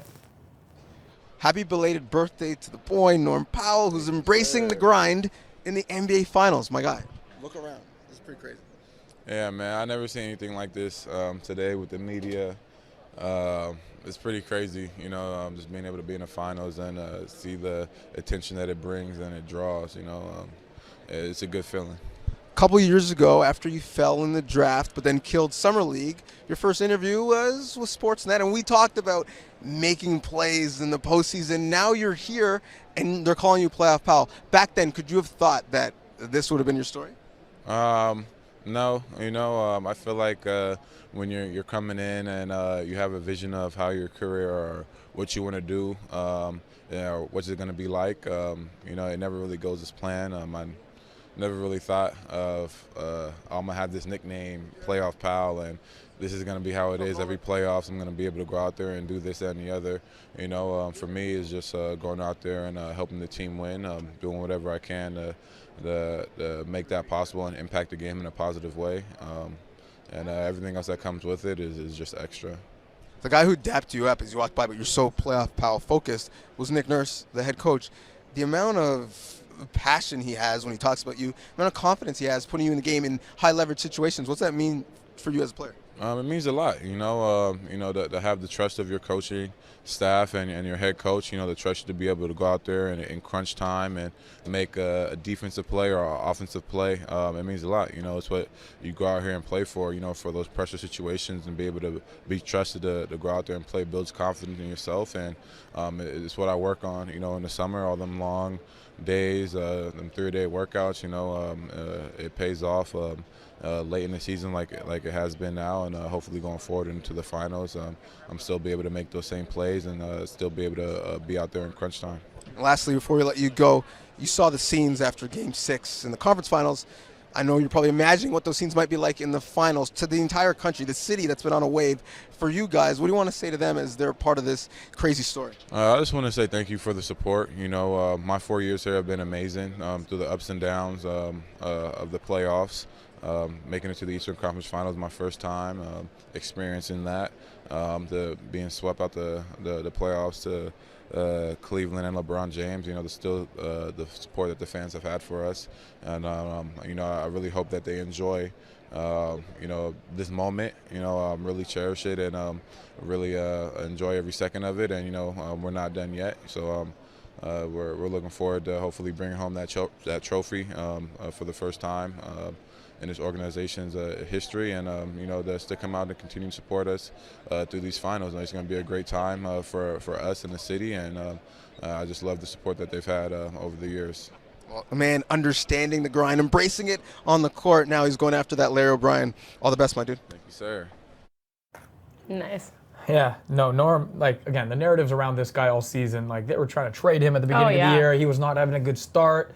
The contract, it's a good contract, probably get good value from it somewhere. No, he just showed up to work and did his thing every single day and was a huge contributor in those final few games against the Bucks, doing his thing there. And so credit Norm Powell and a lot of these bench guys who did a lot of nothing for a lot of these playoffs to finally figuring it out at the right time. Stepped up when they needed to, right? And Norm thanking the city for always being there and being supportive. Not that will change one iota as we go into the biggest games. It's the biggest game every game from this point forward in the Raptors' 24-year franchise history. A guy who knows a thing or two about big games, Brian Scalabrine. He is an NBA champion, 2008 with the Celtics, now an analyst in Boston TV. Again, the world is here covering the NBA Finals, so it doesn't matter where you're covering it throughout the year. There's going to be a storyline or two to hit here. Well, Brian Scalabrine caught up with Donovan as well. The Red Mamba is here in the country of the red and white. So you guys should know that the Red Mamba is Matt Bonner, the former Toronto Raptor. I'm giving it to him? I'm the White Mamba. All right, okay, fair enough. Yeah, fair enough. It's like you got to get that. I'm not that red. He is red. I am look at, I have a hard time with pigmentation, but I'm not red. That's Matt Bonner. You're pigmentally challenged? Pigmentally challenged, yeah. That's a great way of saying it. Everyone's so sensitive now. Don't call me too light. I'm pigmentally challenged. Awesome. Well, you're also synonymous with the Celtics. And many people thought at the beginning of the year if there's an Atlantic team in the finals, it would be Boston. But it is Toronto. What is your evaluation of this team and what they've done this season? So I was all over Toronto all year because, one, they have defensive versatility, which I think is the name of the game. And two, they have Kawhi Leonard. But the problem with me is I got off Toronto during that Philly series when guys were up and down, or Kyle Lowry having a 0 in game 1 against Orlando made no sense to me. So I was a little bit down on the rest of those guys. Thought the Bucks were going to beat them, but I think they deserve it. You know why? Because they're the hardest playing team, I think, in the East. They have exactly how you want to build a team with bigs that can shoot. I love the trades they made with Gasol. I know at times he doesn't play, his stats aren't that great, but having space helps a guy like Kawhi Leonard, Pascal Siakam, Kyle Lowry. So Toronto, they are the best team in the East. They deserve to be here. Have you ever seen NBA Finals where the conversation hanging over the actual games is free agent decisions with both teams. No, it's crazy how the best player on both teams are the guys who are probably going to be linked somewhere else, right? I don't think, maybe it's just the way it's going to be from here on out. Free agent conversations have dominated the NBA now for the last 5 years. We never thought it would get to this level. We always thought it would always be about the basketball, but that's just the world that we live in now. In Canada, some people never thought over the last 24 years that the Raptors would get to this level. The Raptors were the team you cheered for until they lost. Then you cheered for your American team. Now they're in the NBA Finals. Seeing all this global media here in the first finals outside of America, what's it like for you to see all this? Well, I think the media attention is something that it's during, whether it be here in Toronto or anywhere, it's always going to be a lot of media. But I just think it's really cool that, you know, the Canadian fans, all this time, they always lose faith in their own team. Why is that? Every other team is delusional in America, and they believe they're going to win. And you guys have a team that's actually good, and you don't believe you're going to win. What is that? What is that? Is it because of hockey? Is it, like, what is the mentality? Like, I'm telling you, people in Philadelphia thought they were going to the NBA Finals, and they didn't have a chance. Like in Boston, and Milwaukee, we all thought we had a chance. Man, Tristan Thompson at the beginning of the year thought that Cleveland had a chance, right? But Toronto, who actually has a really good team, for whatever reason, some of the fans don't believe that they should be here. Maybe there's like a Canadian inferiority complex. Maybe we're too humble or too nice. Maybe something like that. Humble and insecure, very, very thin line, right? True. And now you're in Canada for the finals. Lastly, what's your favorite part of this country? As you come here as a player before, now as a media member, what do you like about coming up north? Well, I know what I don't like is the cold weather. But, you know, usually when I go to the NBA Finals, it's sunny out. So can you figure that one out for me? I always thought that Kawhi Leonard would stay here because he would go all the way to the finals and it would be nice outside. It's not holding true here. Like, you guys got to talk to the man upstairs and figure out how to make it like 75 and sunny, because that is your best chance of keeping him. Well, I mean, I'm not a Weather Network employee, but I'll try and play one on Sportsnet. I mean, it's not exactly warm in Boston. Like, you played in Boston. It's not that different if we were in the final. Note to you, he's not thinking about coming to Boston. He's True. coming to L.A. True.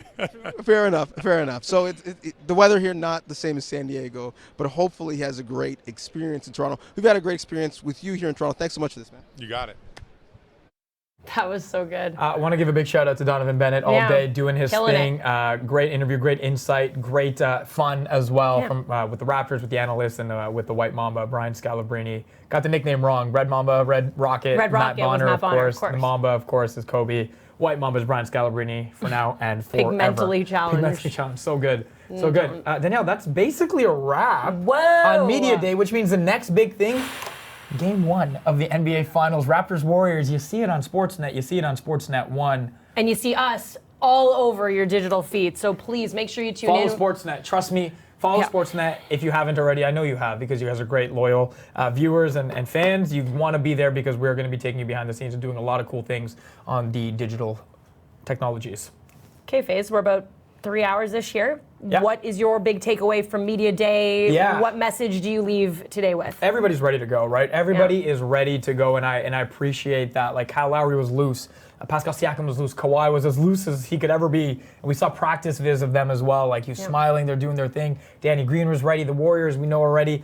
Let's just play, right? The buildup is always long and feels anxious, but, like, I'm ready now. I'm ready to get this game going and see what the Raptors actually have to put up against and what they have to give against this Warriors team. You? My takeaway would be the same in the sense that the Raptors are not only ready, but they want it really bad. They are going to compete as best they can and possibly prove a big challenge to the Warriors if they can play their best. And we're going to get to that on, what day is it? I don't even know where we are. Today's Wednesday, tomorrow's Thursday. We're about 30 and a half hours away from tip-off. 31 and a half, if my math is correct. I actually don't know if that's correct, and I don't care right now. I'd also like everyone to rock their Raptors gear tomorrow. No matter what you're doing, show your support. The city will be lit, and I feel like if your employers don't like it, too bad. You can tell them I said wear your stuff. Nice job. That's Danielle Michaud. I'm Faisal Khamisa. Before we end, we figured the right way to do this was to take you back throughout the greatest highlights from this postseason from your finals-bound Toronto Raptors.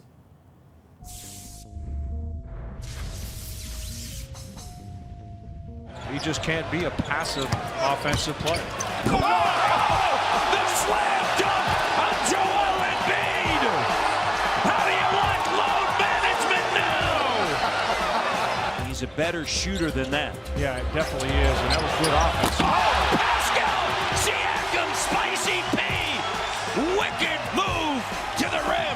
He is in attack mode. He is using that dribble, Matty, and he is creating offense. The handoff for Kawhi.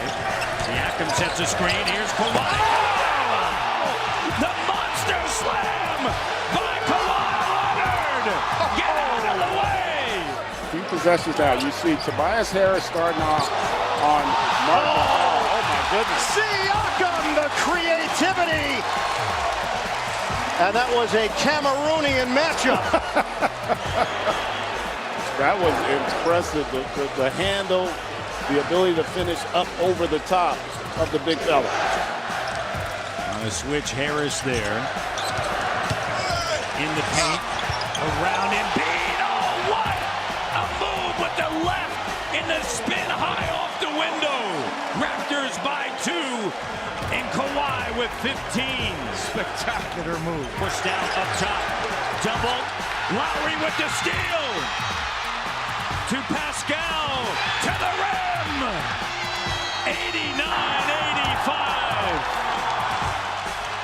What anticipation by Kyle Lowry. Great read on the play to come up with that steal. Kawhi slows it down. Crossover in the paint. Spinning. Oh, my! Kawhi! What a move on Butler. And you hear his teammates talking about his game, how he just deflates the opposition. He takes their spirit away. What a move right here, spinning to the bucket. Kawhi up top, looks at the clock, turns the corner for the win! Got it! Kawhi Leonard! With the game winner! Hanging in the air! The ball suspended in air! In some 18 years later, the Raptors get the shot to go. The Toronto Raptors are headed to the Eastern Conference Finals. Late game situation. He missed all of the Pistons series. Oh! Pascal Siakam with the vicious slam dunk. Green knocks it away. Kawhi attacking, soaring through the air with a left-handed jam. Spectacular dunk. Big time drive, big time dunk. What a drive and finish. Kawhi drawing a crowd. Green knows. Serge bounce it to Green. Serge once again. The monster slam. Serge Ibaka. Mafuzi chef cooking it up. Behind the back. Then Kyle steps in, steals it. Lowry to Leonard. Left-handed slam. Over Antetokounmpo. And the building can feel it. 6:46 to go in a closeout game for the Toronto Raptors. 24 seasons in the making. The Toronto Raptors are headed to their first